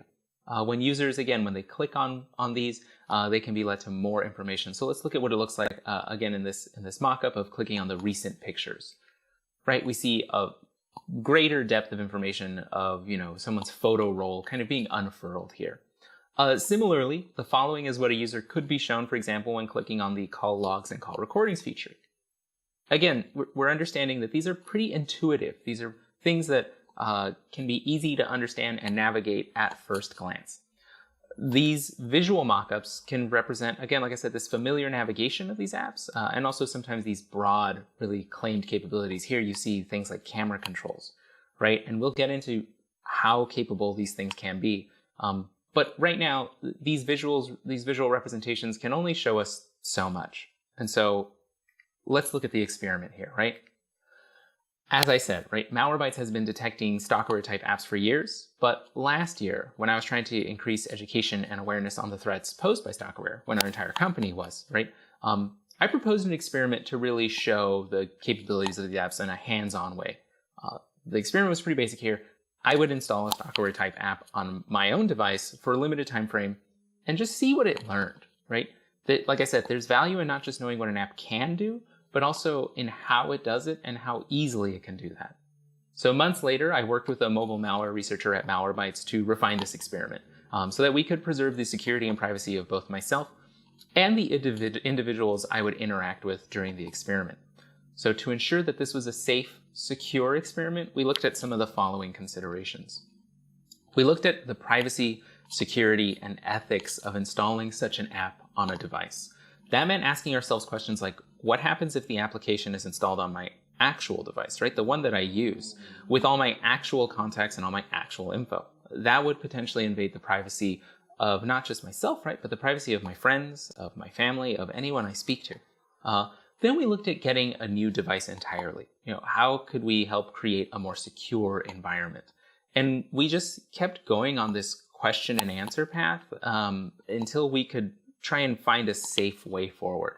Some of the questions we asked, right, is what if we get a safe device, but the stalkerware app itself suffers from a data breach? What use is it to test an app that has a high tech proficiency, making it less likely that that app would be used in any major popularity? What about how long it takes to install the app? Are we looking at minutes? Are we looking at hours? Are we looking at a day? And of course, can we, as a company that is committed to protecting users against these types of threats, pay for a subscription to an app that might pose these same types of threats? One of the most important guidelines was that the experiment had to be plausible too. So while there were apps that required rooting a device, right, we didn't want to take that path because, as we showed in the first part of our presentation, these can be consumer-ready applications. It would sort of betray the experiment itself to choose an application that requires a high-tech proficiency to install. That also meant in finding our app and selecting it, we wanted to create similar circumstances, meaning we simply did a Google search for terms like how to spy on my girlfriend's phone, how to track my girlfriend's location, what app to track my girlfriend, things like that. And we created a list of apps that were shown to us. Our paper provides a much deeper methodology on how we did all of this, but the takeaways here are we purchased a new device. We purchased a limited phone contract on the new device, which was a Google Pixel, right? We created a new Google account, a dummy account. And then we also created a new Signal account by using the Google Pixel's real phone number. That was because we wanted specifically to see if the eventual stalkerware type application that we installed could view the message content in end-to-end encrypted messengers. And if not, where there's sort of workarounds that through notifications. For the app that we eventually chose, which we're going to call the monitoring application, it took fewer than 10 minutes to install. It did require physical access to the device. And also, finally here, just on methodology, we had 5 participants who consented to having their real phone numbers stored in our pixel, but under obscured initials. There were no real initials in the pixel. They also agreed to accept phone calls, to also accept SMS messages, and also to accept end-to-end encrypted messages using Signal. I also want to be clear that for the phone calls, we got affirmative consent twice over. We would text them separately, say that we're going to have a phone call. It will likely be recorded based on the capabilities of the app. And then once the phone call started, we also affirmed consent on the phone call. So the immediate results, right? We got a lot on process there. What did we learn? Well, we learned a lot. When logging into the monitoring application's web portal, we were presented with a central dashboard that looked pretty similar to what I showed you on the earlier slides that Malwarebytes had mocked up. The central dashboard, just at a glance, right, showed us our battery percentage, our OS version, our phone number. It showed us the last app used by the Google Pixel, which is important later on. It showed us the Google Pixel screen status, whether it was on or off, which is important later on as well. It showed us the available memory. It also showed us our current location, just the Wi-Fi network that the Pixel was connected to, and it gave us the capability to turn on or off the Google Pixel's Wi-Fi connection. It also gave us the name of our self-service provider. Bluntly, this is a lot. I knew a lot about these types of apps going into this experiment, but there were things here in the first screen, in the dashboard, that I didn't expect. The ability to turn off a Wi-Fi connection, which worked. That's one of them. The device's screen status, which again was accurate. That surprised me. I want to contextualize this. This is more information than you can see from the home screen of the device itself. This is potentially more information than is warranted. Broadly speaking, the monitoring application tracked our activity for 14 days. It tracked our call logs, our current locations, our location history, our SMS messages. It also retrieved our photos, our deleted photos, our videos, and it gave call recordings to every call we made. But there are a few features that I want to dive into. So let's first start with notifications, right? The monitoring app did retrieve notifications received by the Pixel. So that meant updates from Gmail, right? That meant updates from the Google Play Store, from Maps, from Google's weather service. As you can see here, right, this sometimes included content. So here the monitoring application on the left pulled the subject line of an email that I received from LastPass, which is a password manager service. You can also see a notification showing up from Signal. But here's where we discovered something potentially worrying. When we allowed the content of a Signal message to be displayed in the Pixel's notifications, right, the notification bar that comes down, the monitoring application could record that content. It could pool, again, the content of a message in Signal. But when we chose to hide the content of a sender of and the sender of a Signal message, which you can do through Signal's notification settings, the monitoring application only pulled a notification that said new message, as shown here, right? This is good. There are ways to circumvent this, but it's also concerning if people don't go into their notification settings and understand kind of the best practices. Next, I want to look at location, right? The monitoring application retrieved the Pixel's current location whenever we logged into the web portal. That was just sort of by default. You log in, here's your Pixel. Those locations, however, would shift and change by about 250 feet or about half a block of where I live. I can assure you, that even though I was sitting on the same couch and sitting at the same desks, I was not actually half a block away. Now that said, right, a historical look at the Google Pixel's locations data easily retrieved my actual cross streets. And this is sort of to say that somewhat inaccurate data, when viewed over time, can provide a type of accuracy. And now, for a survivor of domestic abuse, that can be a huge risk, right? Abusers don't need to know a survivor's exact address. They don't need to know exactly where they work. They don't need to have that pinpointed. They just need an approximate location to find a survivor who has relocated, right? Those relocation efforts can be dismantled very quickly with this type of technology. The monitoring application also tracked the pixel's location over time. Again, it's our history. We could kind of roll back and see where we had been, but it gave us sort of impossible routes, as you can see right here. In this screenshot, it says that I somehow cut through a couple of city blocks, took paths that do not exist to go to a park in San Francisco's North Beach district. Two things here, right? I did not take those routes. I cannot take those routes. They don't exist. And two, I didn't actually go into that park. I went near that park, but I didn't go into it, as it's shown here. So this is just to say, right, again, that there were inaccuracies. Next, I want to look at photos. The monitoring application retrieved every photo taken with the Pixel's camera, including those that were stored on the Pixel before the installation of the monitoring app. The monitoring app also provided timestamps for every photo that we took. Now, what I want to focus on here, though, is that the monitoring application retrieved deleted photos, which included photos that were removed from the Pixel, right, using the Photos app. Let's take a look at how that worked. So first, we have our photo roll right here on the left, and I want to select the third photo so I can delete it. I press on the third photo, and it comes up, right, full screen, and then I want to press the trash can icon on the bottom right, as you can see. I did that, and then I was met with this dialog box in the next screen, right? It says move to trash. And then the dialog box says remove from Google account and sync devices. I chose yes, or move to trash. And the next image I see is right here, right? I had deleted the photo, and I was offered the next photo in my photo roll. I took a screenshot of this moment in time to show you right here in the green circle, right? I had moved it to trash. We had been like given confirmation that this previous photo was moved to the trash. But when I went into the monitoring application and I looked at deleted photos, the tab for deleted photos, again, very easy to navigate, very easy to understand, I'm shown the photo that I had just deleted. And it also gives me a timestamp that says it was deleted at 8:52. And if we look back at our previous photo, right just there on the left, the screenshot of when we deleted it, it says 8:52. The capability worked. It did retrieve a photo that was deleted from my phone. Next, I want to look at SMS messages, right? The short version here is that the monitoring app did retrieve every SMS message exchanged on the Google Pixel, including those that were sent and received before the monitoring application was installed on the device.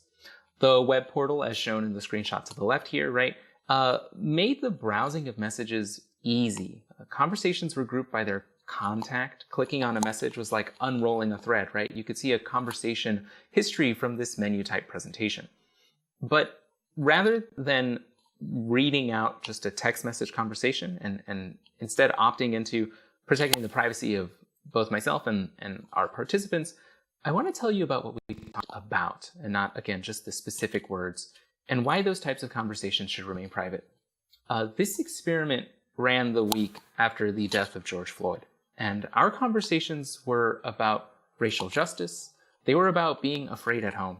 They were about pretty strong opinions on law enforcement. This summer in the United States, protesters were placed into unmarked vans and removed from the streets. This summer, more than 100 instances of police brutality were caught on video. This summer, we had honest, raw conversations, and those conversations should not be able to be weaponized against us.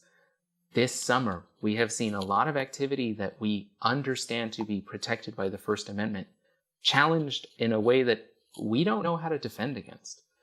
Again, this is information that can now today be sensitive. It's scary to think that it could be in someone else's hands. And it's scary to think that, that other hand could be an abuser. It doesn't have to be the government. Next, I wanted to look at phone calls and logs. Again, kind of plainly here, the monitoring app retrieved all call logs on the Pixel. It would also give us a list of the calls both sent and received, right? When clicking on an individual call log, we could see the name of the contact, if there was one, the date the call was made, the duration of the phone call, the number that was dialed or the number that dialed us. Further, the monitoring application recorded every phone call sent and received on the Google Pixel.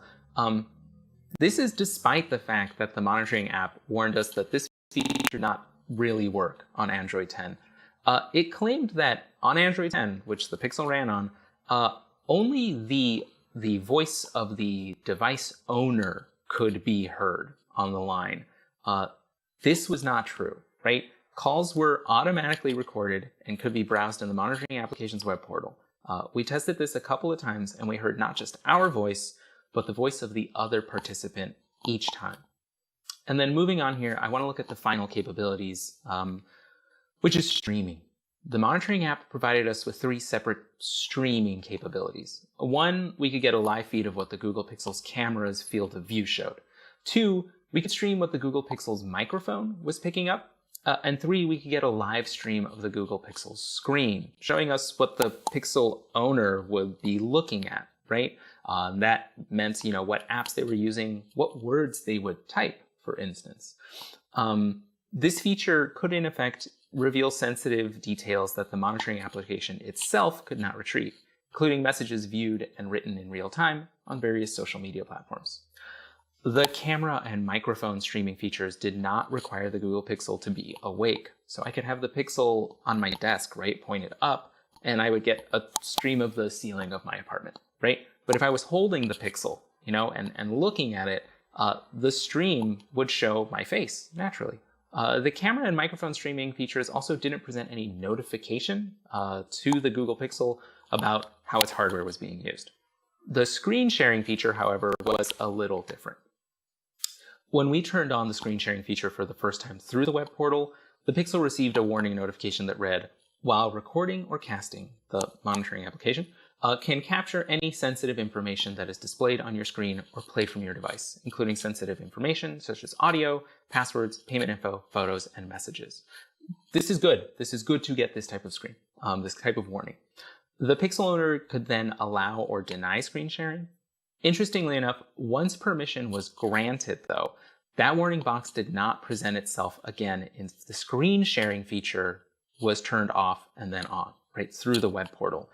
The only way we could see that warning box showed up again is if we turned the actual Pixel itself off and then on, and then re-attempted to use the screen sharing. That said, right, once screen sharing was in use, a constant notification appeared in the Pixel's notification bar at the top of the screen. So let's look at that, right? Zooming in, we have this little orange cast icon, which I've circled in green. Now, the feature could not be used or turned on when the Pixel was asleep, right, when it wasn't active. We understand that a screen share feature that relies on whether a device is actually awake, right, that may sound like a limited opportunity of risk.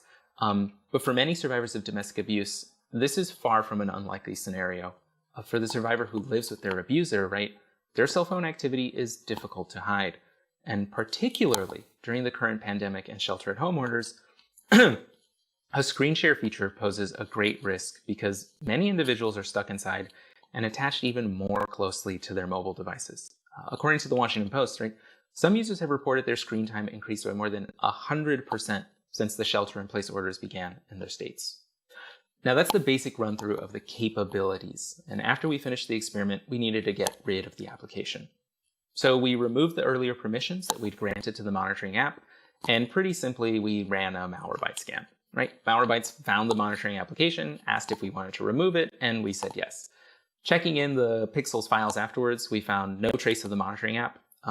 From one perspective, right, we fixed the problem. We got rid of the monitoring application.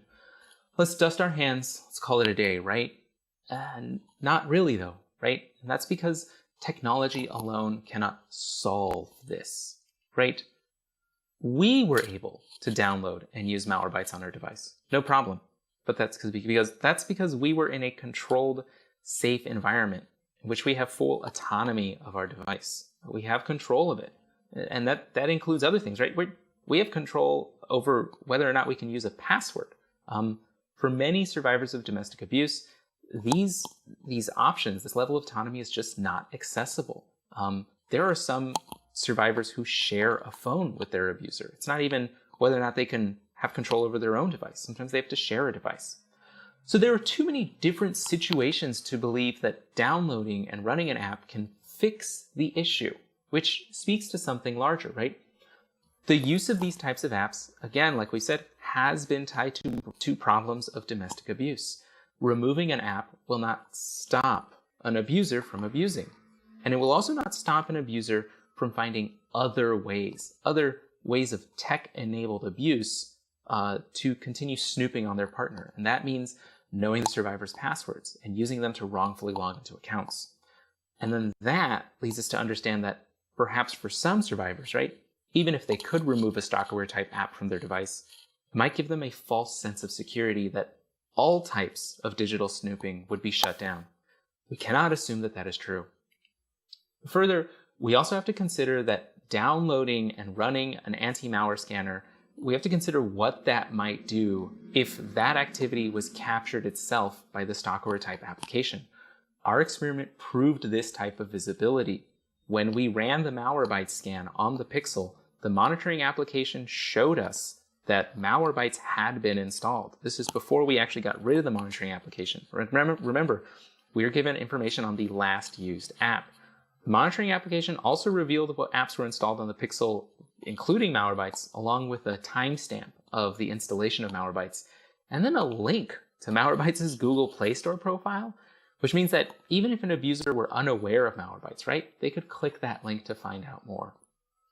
In speaking with domestic abuse advocates and intimate partner violence researchers, we've learned that abusers can interpret the downloading of an anti-malware tool and the removal of a stalkerware type app as a sort of potential act of trying to limit their control over the survivor. These actions can be met with further abuse. These actions will likely have to be explained by the survivor to the angered abuser. Which is why we need to, as a community, focus on collaboration, right? If anti-malware scanners automatically remove stalkerware type apps once they're detected, those removals could then, in effect, put survivors in greater harm, making them have to answer for why an abuser's digital control was removed, right? So together, right, we can find these blind spots for one another. Together, we can design products that understand a variety of risks and also understand how product design itself could impact at-risk populations. So our conclusion here, right, I just wanted to wrap it up. From our 2-week experiment, we learned about the powerful, potentially invasive capabilities of these types of apps. The monitoring application revealed where I live. It revealed who I spoke to, when, how often. It revealed what I spoke about. It revealed the photos I took and deleted, and it opened a digital portal into my own home, complete with streaming audio and video. Even in a controlled environment, these revelations were deeply upsetting. They were unsettling. This is something that I controlled completely and still surprised me. The cybersecurity community here, we have the power to help address these issues, but we should not assume that we have every answer, that we have all the answers. As we said, right, the use of an anti-malware scanner is not available to every survivor. And for even those who understand the capabilities of stalkerware type apps and the anti-malware tools that can detect them, such a scan could put their life in further danger. This is an issue in which cybersecurity vendors can help. It should be our responsibility to understand why this threat deserves our attention and why domestic abuse advocates and researchers must be involved. Again, we're pointing out each other's blind spots. We're designing better when we design together. I just wanted to thank everyone for their time here and open it up to a Q&A.